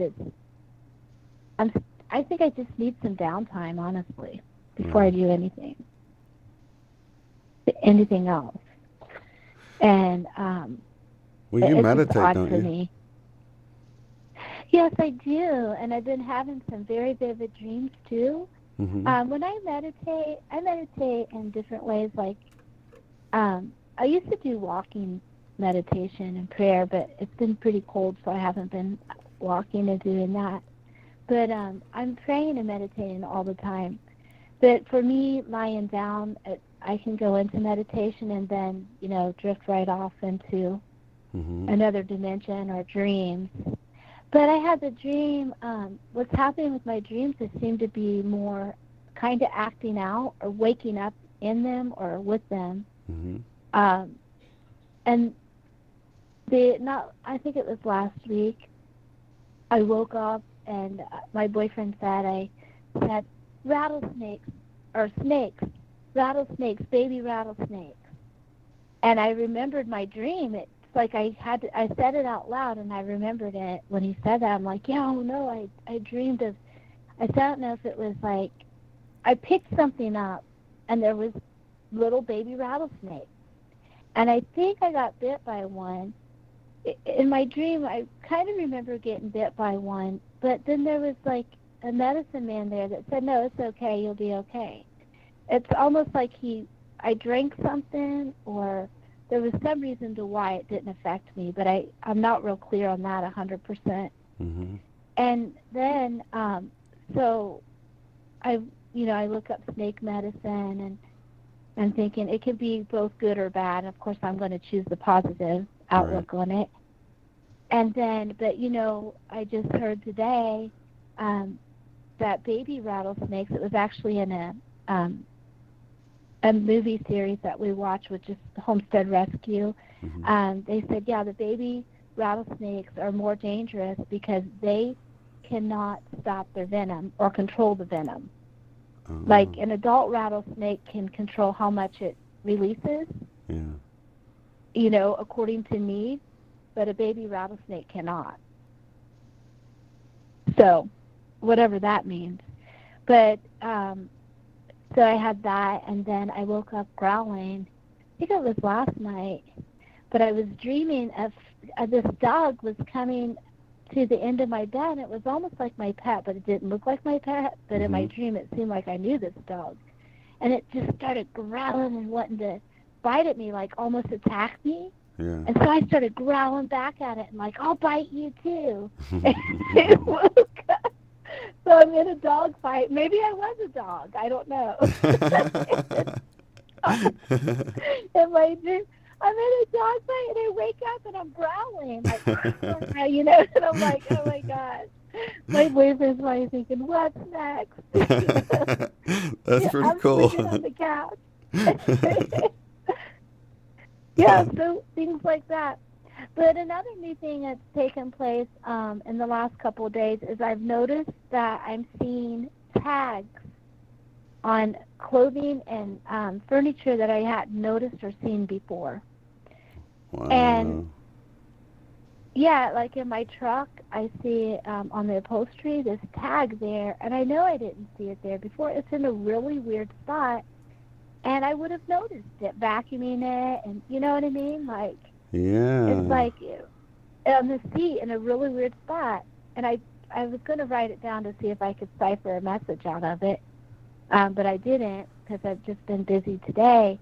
And then on a shirt that I've worn, an old shirt, most of my clothing I get from thrift stores just because buying new clothes just seems ridiculous and they're so expensive. Right. So this was a, not like a tag, like a price tag or anything like that, but it's like a rubber tag on the, it's a sweatshirt, and it's where you put your hands in the pocket, like the front pocket. Right. And I feel something, and I'm feeling it, and I'm like, what the heck is that? And I'm looking, and hold on, because I'm looking to read it, and now I think it's gone. So, hold on. Now this is gotta be here. Okay, there it is. Thank goodness. But this one says it's a leather tag, and it's looks like it's cut randomly, like like off of a purse, a purse handle. It's a leather tag like that looks like it's been cut randomly and sewn on, and it says Ocean. What does it say? Something to Ocean. Oh, Ocean Current. Ocean Current. That's what it says. Ocean Current. I don't know if that's a brand name or anything. But I know it wasn't there before. I mean, it's where you put your hand. You're going to feel it. Right? Yeah, definitely. You know that. And it's like this shirt is, I've had it for a couple years. It's weird. So it's like, it looks like it's been on there forever, but it wasn't there. So it's like a Mandela effect. Yeah. It seems like it's always been there. It doesn't look like it goes with it at all. Right. Honestly. I should have checked the inside tag to see if it's the same brand or something, if that's the brand. But I'm actually wearing it, so I'll have to look at that. I can take my sweatshirt off. But, yeah, it's really weird because the tags are in random spots that look like where they shouldn't be. Yeah. It's kind of a new, strange thing. I don't know if anyone else is dealing with this. I think they'll start noticing now if they haven't. Like, oh my gosh. Yeah. That does It's sound the familiar. tag Like, on my I was just going to say, it seemed like I had one on my seat that was like, what the heck? I don't remember this being there, but I just kind of blew it off. Now I need to go back and... Yeah, why would there be an upholstery tag on your... I have a Toyota Tacoma pickup truck, and it's got, like, you know, the upholstery. It's not leather seats, but whatever it is that they use. And it's, like, on the passenger side, kind of in the middle of the... where you would put your back, you know, the back part of the seat. Like, why would it be there? It's just, like, this weird little random poop there, like, for no reason. Yeah. Usually you would think of a tag on upholstery to be, like, hidden in the seam or, you know what I mean? Like, Yeah. so that, and then the reason it stood out to me, I think, was because the whole shirt thing, and then seeing them on a few other items and shirts and even my purses. And, Yeah, and I Feisty's think saying even she on noticed here- it too. Oh, really? Okay, Yep. great. Yeah, and you Yeah. know what? I think I'm just the type of person. That's why I always say I'm surprised I saw the Mandela effect, because I just don't. I write stuff off too easily, you know. And if, you know, that sounds familiar, that I saw a tag in a weird place and was just kind of blew it off, you know. You think Yeah, out of well, everybody, I would be the one that's looking all the time, all suspiciously at everything, but I'm not. Well, I don't think anyone would be looking for new tags. Right, you're right. It's just I kind of. certainly wasn't. I wasn't looking. It was just like feeling it. Like, what is that? You know, I thought there was something with my shirt. You know, and then I look at it and I'm like, that is really weird. It doesn't even look like it goes there. So that was in the back of my mind. And then I'm putting something in my truck or something, or getting my lunch bag out, and I see this random like tag that I'm thinking, where did that come from? And it just had weird letters on it. It didn't have like a word. Because then I'm thinking, oh, am I receiving a message? I need a message right now. Like, what the freak are you doing? Yeah. Going and getting all these jobs and quitting them. I'm trying to think of the deeper meaning in the tag thing. I'm like, tag. Well, maybe someone will know. So then, what just happened just now in chat, and by the way, I love the callers and the stories of the dreams. It's so nice to connect and feel our magic and not feel so crazy, you know. Yeah.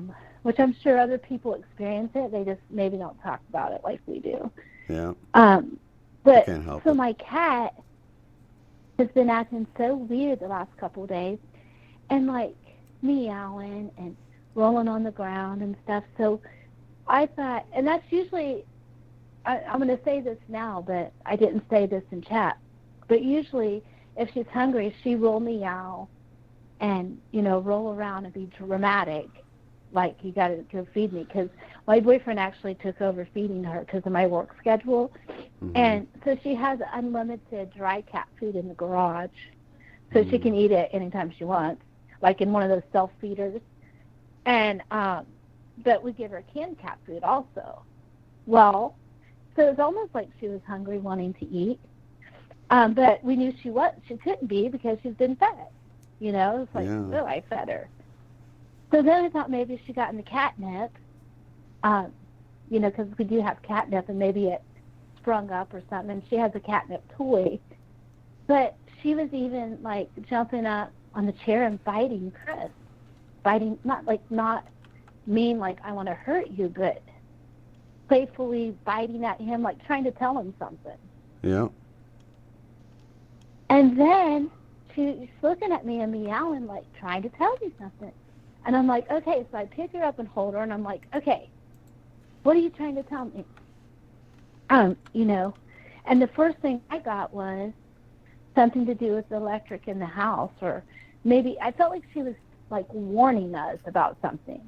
You know, like, I'm trying to tell you, or I thought, well, maybe there's going to be an earthquake, or, you know, they say animals act different. So, in the chat, I just asked, is anyone an animal communicator? Well, Rita's learning, she's at a seminar now, I guess. Learning to do animal communication.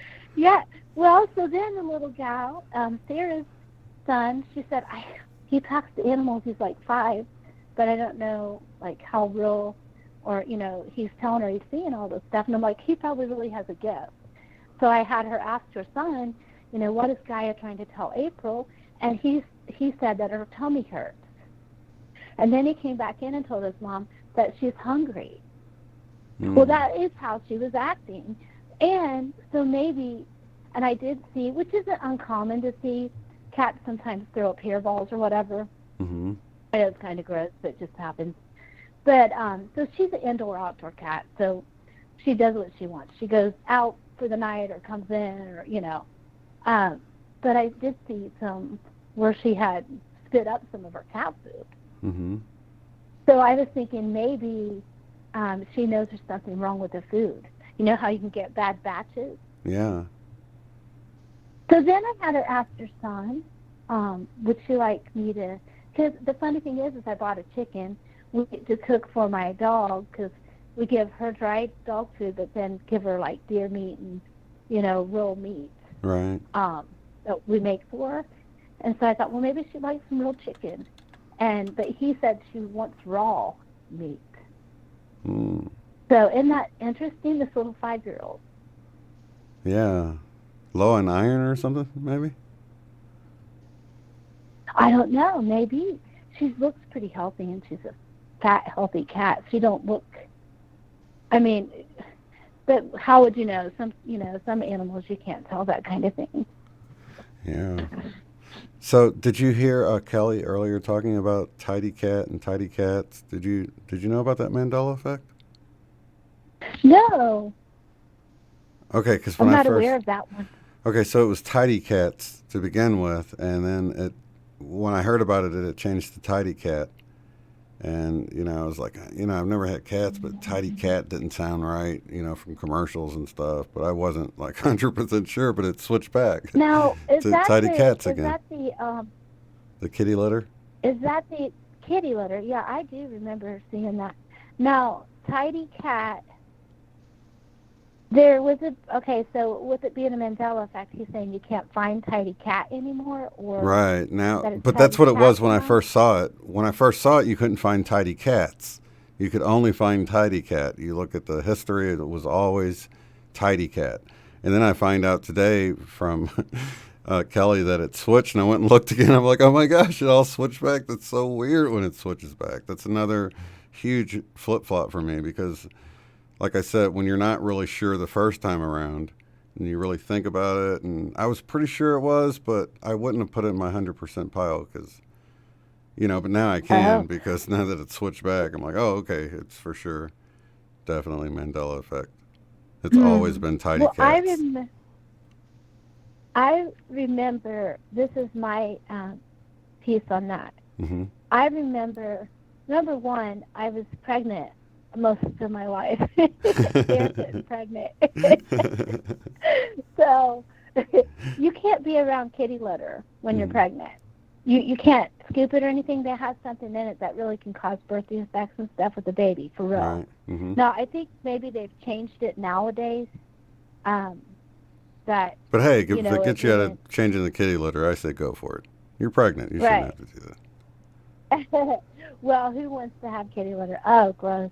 But anyway, so we never had cats in the house because of that, and just because of having that job, But I remember one of my friends, Lee Jennings, who was a cat. We called her she was like the crazy cat lady, because she was single, older, and loved cats. Mm-hmm. But she used that tidy cat, and I remember her saying, what was she saying? I guess it was supposed to be dust-free, so you could use it or something. I don't know. Mm-hmm. But I do recall that they made tidy cats for multiple cats. Because I picked some up for her years ago, and she had multiple cats. And I remember seeing that tidy cat, and it said under it for multiple cats. Oh. So I don't know what... But I do remember that. So you do remember it as tidy cat, then singular. Uh-huh. Yeah, go look. It's never been that way. It says, underneath it says for multiple cats. I mean, I can see it as plain as day. Right. Because I stayed with her when I left my husband for the first time, and stayed with her for like a month. In the transition, I had to pick some up. Mm-hmm. So, of the cat litter for her. And like I said, I remember for multiple cats, because she had multiple cats, and I'm thinking, oh boy, this is the one we need. You know what I mean? Yeah. So, because she put it in a little, she actually had a litter box. She had so many cats, and she was a very clean woman. But she put a little, like a baby swimming pool, and filled it up with the kitty litter. Mm. Anyways, that was her brand. So it's kind of interesting that I would remember that and know that for this very reason right now. Yeah, go look it up. It's a trip. Because like when he said that, I was like, I know it was Tidy Cat when I looked at it. Let's go see, you know. And sure enough, they all had S's. That's so weird. It's so weird to see the switch. Even now, well, I mean, I've seen a lot of them, and it's still like, wow, that's so crazy, you know, when you see it happen. Yeah, it is. And the Stofers, I mean, that stovetop Oh, yeah. stuffing, come on. That's like for real. I mean, there's so many things, and it goes back to why, and that doesn't bother me. I think it's juicy and fun. I love finding them. Well, apparently I love finding tags now, too, so everyone keep your eye out. But, like, what kind of messages can we get on these tags? Yeah. You Lori know, was ocean just saying current. that, you know, being tagged.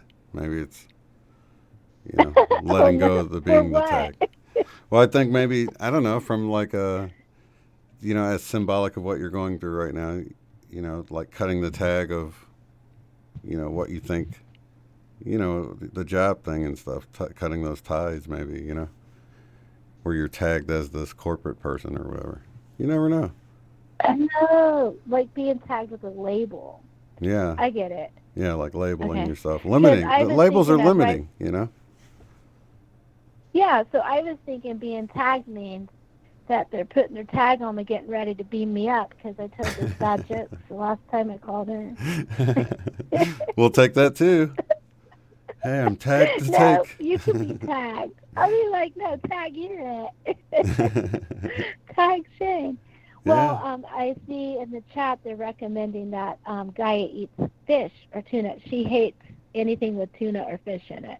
Oh, yeah, I started to tell you that. So she can't eat. She does not like that because Chris goes fishing, you know, and you'd think a cat would love to have, you know, when you fillet them and whatnot, love to have the bones or the scraps from it. Oh, no, and she won't even eat anything with tuna in it, like a can of tuna or tuna mixed with chicken, her canned cat food. She will just snoot her nose straight up in the air at that. So I don't know. Yeah. She might like it now. I might try it again. If she eats tuna, then I will know that something major has happened. If she doesn't like it. Let's see, Lori, tagged has many meanings. Yeah, totally. Were you thinking of it in a way that we didn't mention, Lori? Be interesting to know. Yeah, it's just interesting to get everyone's perspective, what their first thought is with that. You know what I mean? That really says a lot about, you know, kind of where your head goes. You know, tag to abduct you. Yeah. You know, whatever it is. Yeah, I mean, that's your first thing. Like, what do you mean I've been tagged? What's going on? And then you're thinking, someone else is thinking tagged or labeled, you know, which they all make sense, you know. Yeah. But what doesn't make sense is why these random tags are popping up. I mean, obviously it has to be for a reason. Have you tried salmon? No, I haven't. Like I said, even, you know, you can get like the 15-pack of canned cat food, and it's like chicken or poultry lovers, but it may have some with salmon in it, which probably isn't even real. We're talking about canned cat food. Who knows what's really in it? Gross. Yeah. But she will not even eat it, or she won't eat dried cat food either that has any fish or anything like that in it.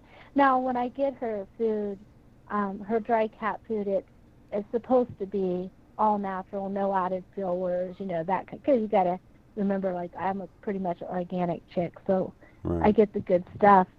But she's picky on what she'll eat. Wow. Yeah. That's strange.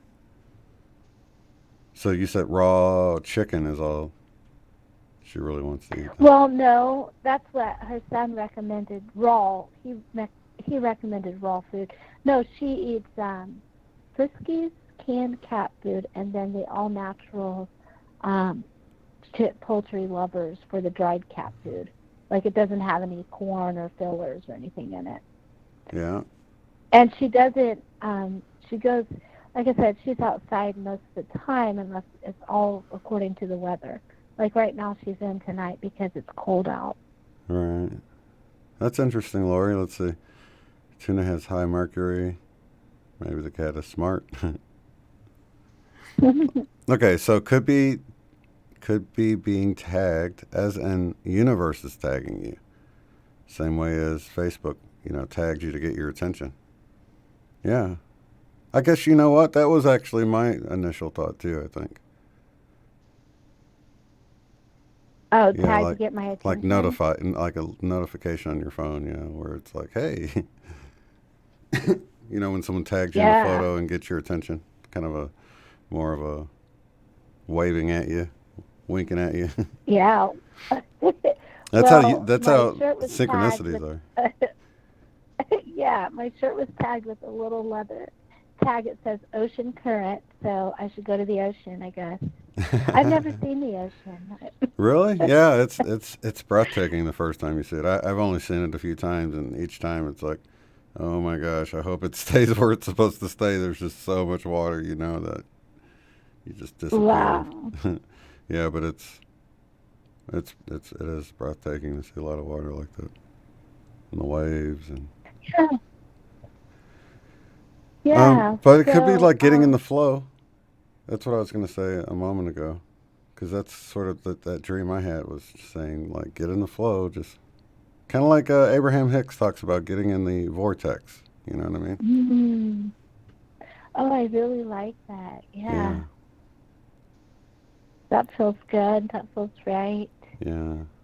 So it's kind of like you're saying, you're looking at it deeper, not just the tags, but what might they say on them, Yeah. Well, yeah, it's like a little message, I mean, if there's something's popping up with letters or numbers, because numbers are letters and letters are also numbers. Yeah. So, deciphering it, I will certainly do that on the one on my vehicle if it's still there tomorrow. Who knows? Who knows? Like these timelines and walking in and out of them, I know it's real and it's not scary. Yeah. Especially for someone to disappear. Have you ever, how you're like, if you're, strolling through your phone or whatever, you see strange photos and it shows a photo, but then there's an extra person in it or an extra arm around someone, but you don't see them in the photo. Right. You've seen stuff like that? And, I don't know that I've noticed. I mean, I've just seen what people have posted. Oh, right. I haven't seen it personally. However, I was thinking about the conversation you're having tonight about how people may disappear from our lives and they'll be like, did I have a child? I thought someone else was supposed to be here, like you said with your family. Yeah. Has that happened? I mean, is that what's showing up in these photos? Right, where they were there and they disappeared. Remember Back to the Future, how that happened? Yeah. How they started disappearing out of the photos? Yeah. Yeah, that's how they were telling. Yeah. If they were fixing the timeline back again. Like, no, we're disappearing. Get mom and dad back together. Right. They were disappearing, and it's such a trip. That movie, I used to watch it over and over again. Oh, I know, me too. Yeah, they posed one about that van in there, and they showed two different vans. I'm like, man, I can remember it being either one of those two vans. But the JCPenney in the background used to be the regular JCPenney. It looks so funny and bizarre when you see it back there now with that extra E in there. It's weird that it can change in the movie, too, It's just weird. Yeah. Okay, Feisty Kitty saying, Shane, maybe she's supposed to go see the ocean. Maybe that's why she's not working. Is it feasible?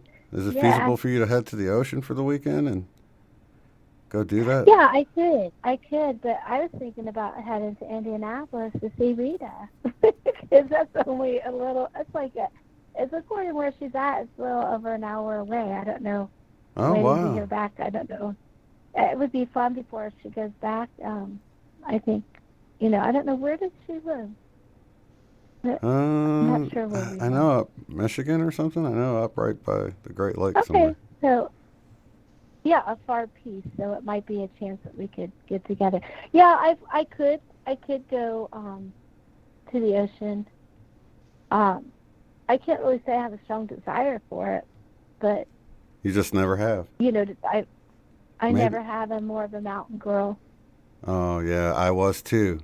I was a mountain guy, totally. We used to go to Colorado, and when I saw the ocean, I was an ocean guy, like immediately. Really, when you saw it, you're like, whoa. Yeah, just because of the power of it. I mean, there's like a majesty with the mountains and stuff, but unless you're like on the mountain itself, you don't feel the power of it, or I don't know, the respect it demands, so to speak. Do you know? Wow. Yeah, there's just something about... Like at any moment it can take your life, a tsunami or something. I don't know. I don't mean to make it scary or anything, but I'm just saying that there's like a certain danger I with... have nightmares about this. Right, because it's so... Yeah, it's like alive, so you know what I mean? It's just that it seems so more alive than the mountains. The mountains are majestic and beautiful, but there's just the ocean being so alive and roaring at you, and it's so loud, and it's just the whole experience for me was pretty life-changing, just to go to the ocean. Wow. Yeah, it really was. Maybe that is something I should do. Well, when we're talking about the mountains, I'm remembering that movie years ago. I mean, when I was little, Escape to Witch Mountain or Escape to Magic Mountain? Mm-hmm. And it had these two little kids, and they were going home. It was to go get on this UFO. Do you remember that? I remember the name. The name sounds familiar. I can't really remember the name. And they had these superpowers. What were the And superpowers? they had this... I don't know. They could just do things, make things move, I think. Okay. It seems like she had a star map in her purse or something. Yeah, Escape to Witch Mountain. It was a film in 1975. I'm Googling it now. And let's see. It has... must be... I don't know if they're remaking it or something. Okay, two orphan siblings with extraordinary psychic powers. Their abilities to attract the attention of a cruel millionaire, blah, blah, blah. The whole, they had to put it, but escape to Witch Mountain, but they had a little star map. I thought it was in her purse, but I can't remember that. Mm-hmm. Maybe that's why I love the mountains. It reminds me of escaping. Right. I don't know. I think you'll be surprised with the ocean. I really do. Yeah. It's a different world. It really is a different world with the wind and the smell and the sounds and the, you'll get it. You'll be surprised. I'm sure I'll definitely one way or another. Yeah. Get it. Okay, so anything new with you with the Mandela effect? Let me see. No, not really. Moneybags just put one out earlier. What was that one? Laverne and Shirley. We're gonna make it, or we're gonna make it. We're gonna make it happen. I forgot what it was. Yeah, instead of our, it was that. Oh, we're gonna make our dreams come true. We're gonna do it our way. No, that's a different one. We're gonna make our dreams come true. We're gonna make our dreams come true. Doing it always or something. Do it Or yeah, we're gonna do something like that. But it's not our dreams. It was like the only words I understood in the whole thing, you know. And What is it now? we're gonna make that dream come true. We're gonna make that dream come true. That's with Lenny and Squiggy on there, right? I don't know. Laverne and Shirley. Laverne and Shirley, yeah. I don't think I was allowed to watch it. I think Uncle B thought it was propaganda or something like trying to teach young girls to smoke or something. I don't know. I don't know. I don't really remember it, you know. I mean, I remember it being on all the time, but I can't really remember what it was about or anything. I was pretty young. I was born in 74, so. Wow. Yeah. Too young for that. Wow, I would have to really think about that lyrics, you know. Making our dreams come true. Yeah, we're going to make our dreams come true. No, it's we're going to make that dream come true. Well, even the title of the song says making our dreams come true. Right.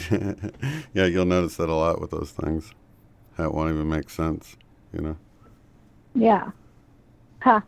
Interesting. So it's just another glitch. But, I mean, even if this is like a, you know, simulation, this whole thing, I still know that there's a God and it's all beautiful and juicy. But sometimes, you know, I think, you know, the Bible says the renewing of your mind. Mm-hmm. In Romans 12, you know, with the renewing of your mind. I think about that. Yeah. And as we reset, some say we reset each night as we go to sleep, but now I'm wondering, before I go to sleep, I pray. Now, I which I have for quite some time, I always activate my mastermind group, or team dynamic is what I title them, and they're just it's a whole crew that I call in, but it took so long to call them each in, so I just made it one team name. Right. That's smart. Because we got the holistic team, I got the entrepreneur team, you know. Right. But I just like, may I choose love at all times, even in my dreams, or if this is a dream and I think I'm awake, because maybe I'm dreaming now. Right. And that's actually the reality, but I'm like, at the end of the day, what matters is I choose love in all situations. And so ever since I started doing that, it seems like I'm having more vivid dreams, or it may be because of the session that we had that opened me up to that. But it seems like everything is much more vivid, and interesting, and some of them are always enjoyable. Yeah. Some are not really a nightmare. It's like even in situations where, like, apparently getting attacked by that dog, I changed it around and thought, oh, you want to bite me? I'll show you how to bite. That's not a bite. This is, you know. That's hilarious. So did somebody hurt you growling, or did you just remember growling as you were waking up? No, I woke myself up growling. Oh, okay. I woke myself up growling. I was growling when I woke up. I'm like, what in the world? Because I was like, you know, I'm like, oh my gosh, like, and then I remembered what my dream was. I'm like, oh my gosh, I was really growling. You know what's funny is I totally imagine you, like, maybe you fell asleep on the couch and one of your kids are, like, you know, sitting on the floor with their back against the couch watching something, maybe kind of scary or something, and you start growling behind them. They'd be like, what's going on? But yeah, so then I'm thinking maybe I was a dog in my dream, you know, because it seemed like I was starting to fight like a dog. But then, just telling you this, I'm thinking, oh, a dog is a man's best friend. Yeah. So, you know, was my friend, I really say I have a best friend, because I really don't, you know, at my age, I have a sacred group of people I allow in my life. I say allow, but I spend time with. I'm very conscious of how I spend my time. All right. But whatever it was, I think was supposed to be scary, and I'm like, no. I'm not going to let you bite me. I'm going to bite you back. Like, it seemed like we were playing, though, like, in a way. Right. That's hilarious. So, it is. It's hilarious. But the rattlesnake dream, that was kind of creepy. I woke up the next day feeling like, oh, my gosh, you know, snakes are always powerful. And to me, I'm frightened of them, but I'm not afraid of them. I'm obviously going to honor them. If I see a cobra, I'm not going to go, like, start playing the flute to have it do a cobra dance or anything. Yeah, definitely. I will run. I'm going to tell the truth. Unless it's one that could chase me if I start running. I don't know. Right? But yeah, I'm the same way. Same exact way with the snakes. I'm not one to go play with them or anything like that, but, you know. No. But they're honorable. Yeah. I mean, powerful, like you're saying. The ocean is powerful. Yeah. You know, it would be cool to see a snake charmer do their thing. As long as things went okay. Yeah. On YouTube. Yeah. That'd be great. Not in the circle. Not if it can reach me. No. But then what's real and what isn't, you know? We all have these things. I'm so happy for all of us to come together, though, you know, so we can hear each other's stories. And like I said, not that I really feel crazy, because I don't anymore. I feel really blessed that I get to experience things and recognize them. And that life is more about than just clocking in and out of a job and paying bills and what? Retiring and then dying. I mean, I would much rather live a blessed life, I feel, that we all have. Yeah. Because yeah, I we totally recognize agree. Things. Mm-hmm. Makes it a lot easier Yeah. to have somebody to talk to or chat with. It Lori's does. saying, I wonder if the rattlesnakes have something to do with the coronavirus. Yeah. Baby rattlesnakes, brand new virus.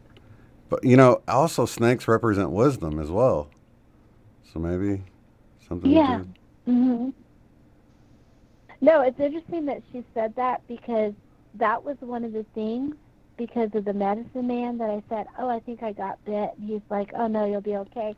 And it seems like he gave me something to drink or something to put on it, but I cannot be 100% on exactly what that, but I do feel like there was a healing that happened or something. Like I was immune to it. Yeah, that makes sense then. Like maybe, I don't know, maybe you have deep down fears about it or something like that, and just letting you know that don't worry about it. Well, I did a card reading the next day, and I actually have cards for animal medicine that I got from actually a Native American chief. Made these cards up, and I just pulled the snake card and meditated on it and read the meaning of it, and for that, and it seemed like that resonated with me the most. It was basically an initiation, an anointing.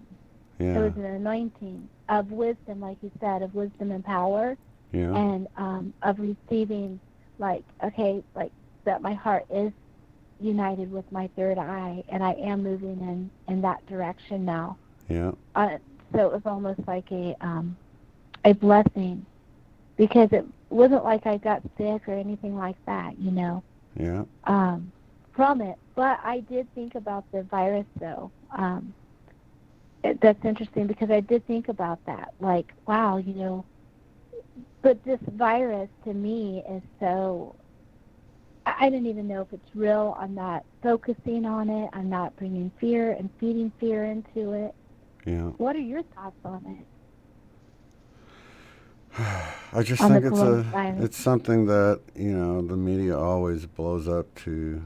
I think for the majority of people, I mean, like it would be like winning the lottery at this point, number-wise. That, you know. I just don't feel like it's a risk as big as what they're making it out to be. Yeah. I also feel like we're taken care of too. You know, if that's if that's written in our thing to do that, then, you know, and I think, you know, really it's more of a danger to certain people too, not just everybody. It's just you don't want to spread it to someone who already has some issues with their lungs or something, I think is what they were saying. But I haven't really looked into it. I don't really give much thought to it, you know. Yeah. Well, I do think about, you know, what's real and what isn't in China.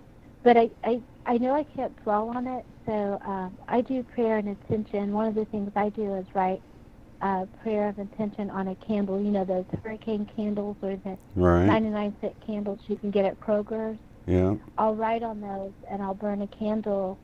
I always just, you know, say by the power of the one true Godhead in the center of the universe, you know, just proclaim and declare that intention as it burns becomes a living prayer that is activated, integrated, received with gratitude, and implemented into that I am now. So that's all I feel we can do. But I do think, are they going through that in China, or is that all made up? Who knows? There's lots of different theories on that. But if they are going through that, and it's almost, to me, it's like the powers that be are doing it for a financial, obviously always financial gain in one way, but also to manipulate the stock market because it was doing so well and now it's dropping. It's all dramatic. And, you know what I mean?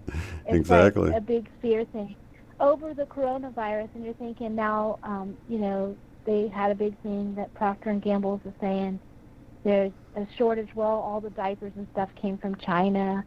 It's like this big fear factor, you know. Yeah. And now they're going to change the name of the Corona beer. Have you seen all the? No. Yeah, and now they have this Corona beer. Like people have been putting these face masks on and with a Corona beer in their hand.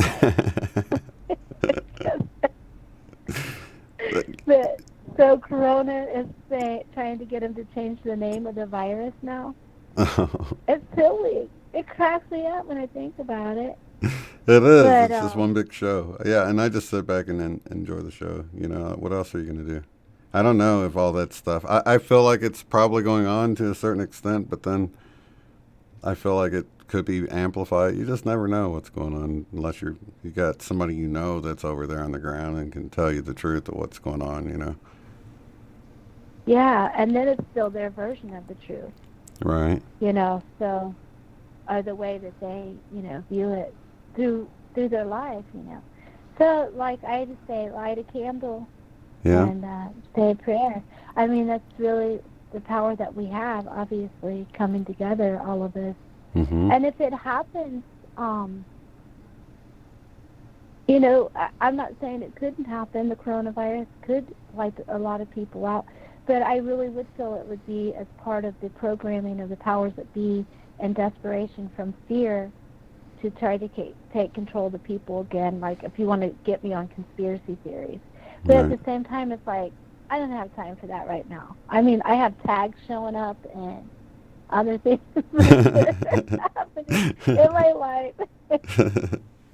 The other thing, I wanted to go back to the snake because a couple of things that popped in my head was not only the Caduceus symbol, but what the, you know, what on the back of the ambulance with the serpent on the pole, but what that comes from in the Bible when there was the plague, and I think it was Moses or Aaron was told to put the snake on the pole, and those who looked at it would be cured of the plague or whatever. Well, what in the world? Hello? I mean, why? Absolutely, that makes total sense altogether, doesn't it? Yeah. Yeah. And even Jesus quoted from that. He said something like, just like the snake in the wilderness had to be lifted up on the pole, so I, the Son of Man, must also be lifted up, something like that. He referred to it in the New Testament, too. Yeah, and they made that, and if they touched it, they became healed. Now, that was the adder, which was the only snake, that was a type of venomous snake that actually gives live birth to snakes, not eggs. Okay. Yeah, that really stuck out to me because I thought, wow, it's a snake that gives, you know, live birth to baby snakes. Ooh, and then we have the whole baby snake thing. Everybody happy dreaming tonight. It's going to be snakes and spiders. You didn't have any problems after your BQH session with the spiders, though, did you? Do you look at spiders differently now? I do. Remember, I was talking to that one, and it almost jumped on me, and I screamed. You know, I still think they're by their own right, they're creepy. But I think that's what they're supposed to be. Their persona is supposed to be kind of creepy and mysterious. Yeah. And their eyes. But oh, yeah, he was saying that we need to face our fears or they'll keep coming at us. Yeah. You know, I loved it the other night when you had her on. Why can't I? Von Gall. She was saying that she had one of the clients who, moved to Arizona, right? Yeah. Mm-hmm. Because she had a fear of volcanoes, and then all of a sudden Arizona was full of volcanoes. Yep. And so it's like if you don't face your fears, they're going to come upon you anyway. So yeah, I think that was Von Galt that said that, wasn't it? Yeah, Von Galt. Yeah, it was her. She's pretty awesome. Yeah. Yeah, she'll be back on in April again. Oh, that's great. She gives such great advice, I think, to bring it into everyday living. You know, I love that when I can glean things that are so powerful and amazing, but bring it into everyday life. Yeah. I love it when you can, for me, when I can make it work in my life, that makes so much sense. And just, well, if you think about it, how I was saying, I realized how much lies were in my life. Like sitting in that class, that was a lie. Mm-hmm. That's what I'm saying. I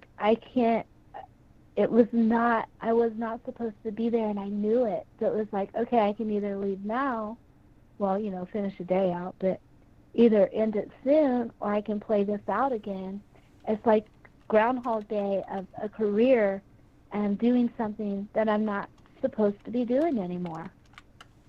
It's just not going to feel right. Now, to me, that would have been a lie for me if I would have continued doing that and going against what I felt in my heart. I felt so trapped.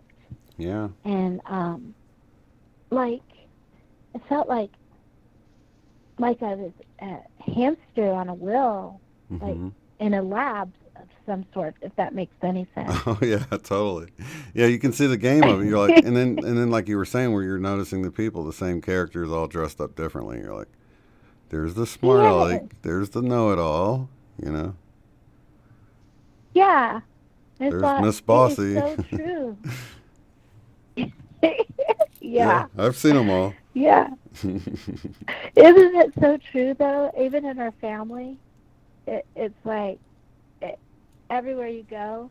If you think about it, if you go to Kroger's and you walk around, you're going to see, obviously it's your local Kroger, you're probably going to see some of the same people there. Yeah. But it's almost like even the people that wait on you often are somebody that reminds you of someone. You know what I mean? It's like, there's Benny. There's Benny. So I have this guy, which I call him number 7, because he always only works at the 7 checkout line. Yeah. And I think his name is Bill, but I'm like, because every day, if I go in there, not every day, but every time I go in there, even when I was in my past life of marriage, he worked there, right? Yeah. I'd be like, go to number 7. It's my favorite aisle. Didn't even think of numerology then. Right. But the we'd perfect always line. chat a little bit, right? The complete line. But even to the point, if I saw him out somewhere, like, hey, number 7, what's up? And he would wave at me. But it's still like everywhere we go, it's the same characters in a different suit. Yeah. Yep, totally. Until what? You jump off the hamster wheel, out of the aquarium, and run for it?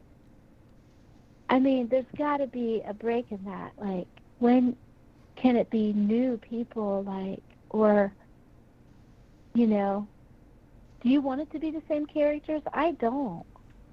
No, but that's kind of just how it is, No, we can't take that for an answer. Just pull the chip out and delete. can we put a new program in? This one's getting boring. It's Yeah. like Super Pac-Man. But you just change up your Pac-Man character. now. You're like, I'm going to go in there as this character this time. Let's try it this way. Oh, I Just love have some that. fun with it, you know? They're just sort Yeah, of the that's so constants in the good. equation. All you can change is yourself, so you just put on a new face and take it at a different attack angle, you know what I mean? So to speak. But I mean, if your heart's somewhere else, though, Yeah. I would say go there. But I'm saying if you, I don't know, you know, you've got to be ultimately the one who decides what you want to do. But Yeah, like example with you, one of your lines that sticks out to me a lot is that it just happened almost by accident, which it's not an accident, but yeah, where you ended up all just kind of happened. yeah. That's what gives me the faith moving forward, because I love where I'm at, and I wasn't planning on being here. But I can tell everything was divinely orchestrated in a way. I'm just like playing it out, you know? Yeah. Not in a non-free will it- sort of way, but somebody was just asking me that. They were like, so, you know, if you get out of the vortex, because, you know, you're sort of on a path with different relationships and different, you know, whether it's job relationships or, you know, at home, family and friends or whatever, you've got all of these different intertwining lines of things that's happening, and you can make your own decisions, but ultimately you're going to like end up in the right place. But there is paths you can take that are, some might be quicker and harder, some might be longer and slower going, you know, but we do have choices. Some might be like, you might really go the hard way and take like years to do something you might have been able Right. to do in a year. I think we do have free choice in that respect, but it's like learning to get in the flow where you're taking those easy paths on everything, you know, the optimal Right. paths. And that's the flow. Yeah, that's when you're getting the flow. synchronicities, and that's what I feel And like the anyway. ocean has that flow. Right. Yeah. Yeah, just like your tag. And what is that? What is that current though? Mine says ocean current, so it's not. It is a flow of the ocean, but Yep. what is that current? It was on Finding Nemo. You remember there's a current, like, and it pops you out to Australia. The sea turtles get in it. Yeah, I know what you're talking about. I don't know, but that's back to the vortex thing, isn't it? Mm-hmm. Yeah. And I'm thinking, well, that's what I need to do when I'm dreaming, is get on there and go visit places. Yeah. You know, maybe I will go visit the ocean tonight. Yeah. How long does it take you to get there? Hopefully. No, I mean, when I astral travel. Oh. about 5 I'm like, are you that close and you haven't been? You're like, no, it's just a few blocks away. I just never really wanted to go over there and look, you know? I'm like, what the heck? No, I'm all the way in Indiana. There's not an ocean nearby. Right. That's funny. I was saying when I dream tonight, but then there's going to be in my subconscious mind that seed that you planted about the tsunami. So I'll go see the ocean, sorry. and all of a sudden, I'm sure there'll be sharks and all kinds of things in there. You know, all my fears will be in there. But I'll just tame them all down and be like, okay. Just enjoy your If I'm time gonna with them. be swallowed. No weapon formed against you will prosper. You know the rules. That's right. Just go have fun. Yeah, it cannot prosper, right? It cannot. For real. Yeah. That's a good note to leave on. Is anyone else calling in? No, actually, I need to Or is wrap it it up in a just couple of time minutes to- anyway. So, what's your plan of Yeah. attack? Do you know? You're just going to take it easy and not even worry about it? The reason I asked you about the meditation earlier is I visualized you visualizing in meditation time where you would be and how you would like it to play out, and just sort of put yourself there, and whether it's your holistic business or wherever your heart is, and just see what it feels like, you know, and then see if anything comes to you. Yeah. You know what I mean? Yeah, certainly I will do that. I appreciate that, because that's the thing. I think sometimes I overanalyze a lot. I mean, that's one of my gifts. I can overanalyze and pick it apart, put it back together, you know. So meditating on it and maybe just letting go. What just spoke to me, what I heard you say to my heart, is just listen to your heart. So maybe not even about career, maybe not about anything other than just what would you like to tell me? Right. You know, just what get in what listening do I mode. need to know? Yeah. Yeah, it may not even be about career. Because, see, if I go on career and try to create it, then I'm it's almost like I already know how that's going to turn out. So it's not that it's boring and I don't appreciate it. It's just that it's been in the works and the makings and creation and imagination for so long that I know that how it's going to be. Yeah. So I don't think that's my block. I do feel like there's a block of my flow, though. Yeah. I really do. I feel Well, I'm like just there's a saying, like, block in my on flow. top of the meditation you normally do, just spend a few moments of visualizing and see if anything comes to you. That's what I just heard that tip from somebody I was watching. I was like, that's a great idea, is to see how it feels before you actually invest the time and stuff. And then if it does feel really good, then you might get ideas about how to bring it about that you don't even think about. And go, like, really far with it, like bigger than you could ever imagine. You know, whether it's like having several locations in town or whatever you're doing. I don't know what you're doing, but, you know, get other holistic healers underneath you, however you're planning it. Yeah. Just dream really big with it and, you know, just have fun with it. Yeah, your voice is putting me there already. Yeah. You have that power with me. I'm going into dream state. Okay, I will do that. Well, I love you all. Thank you for doing what you do for all of us, Shane. I appreciate it. Oh, no problem. My pleasure. Honored to be here.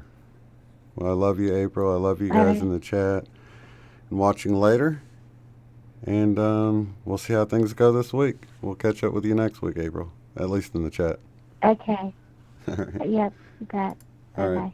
Bye-bye, everyone.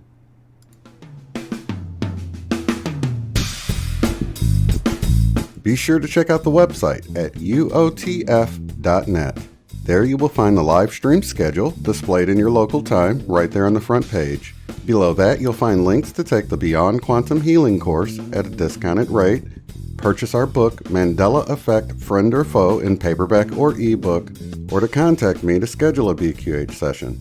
At the top of the site, you'll find links to help support the work I do, access the free private forum where you can discuss organizing get-togethers in your area, Mandela effects, and more. Thank you all so much for being here.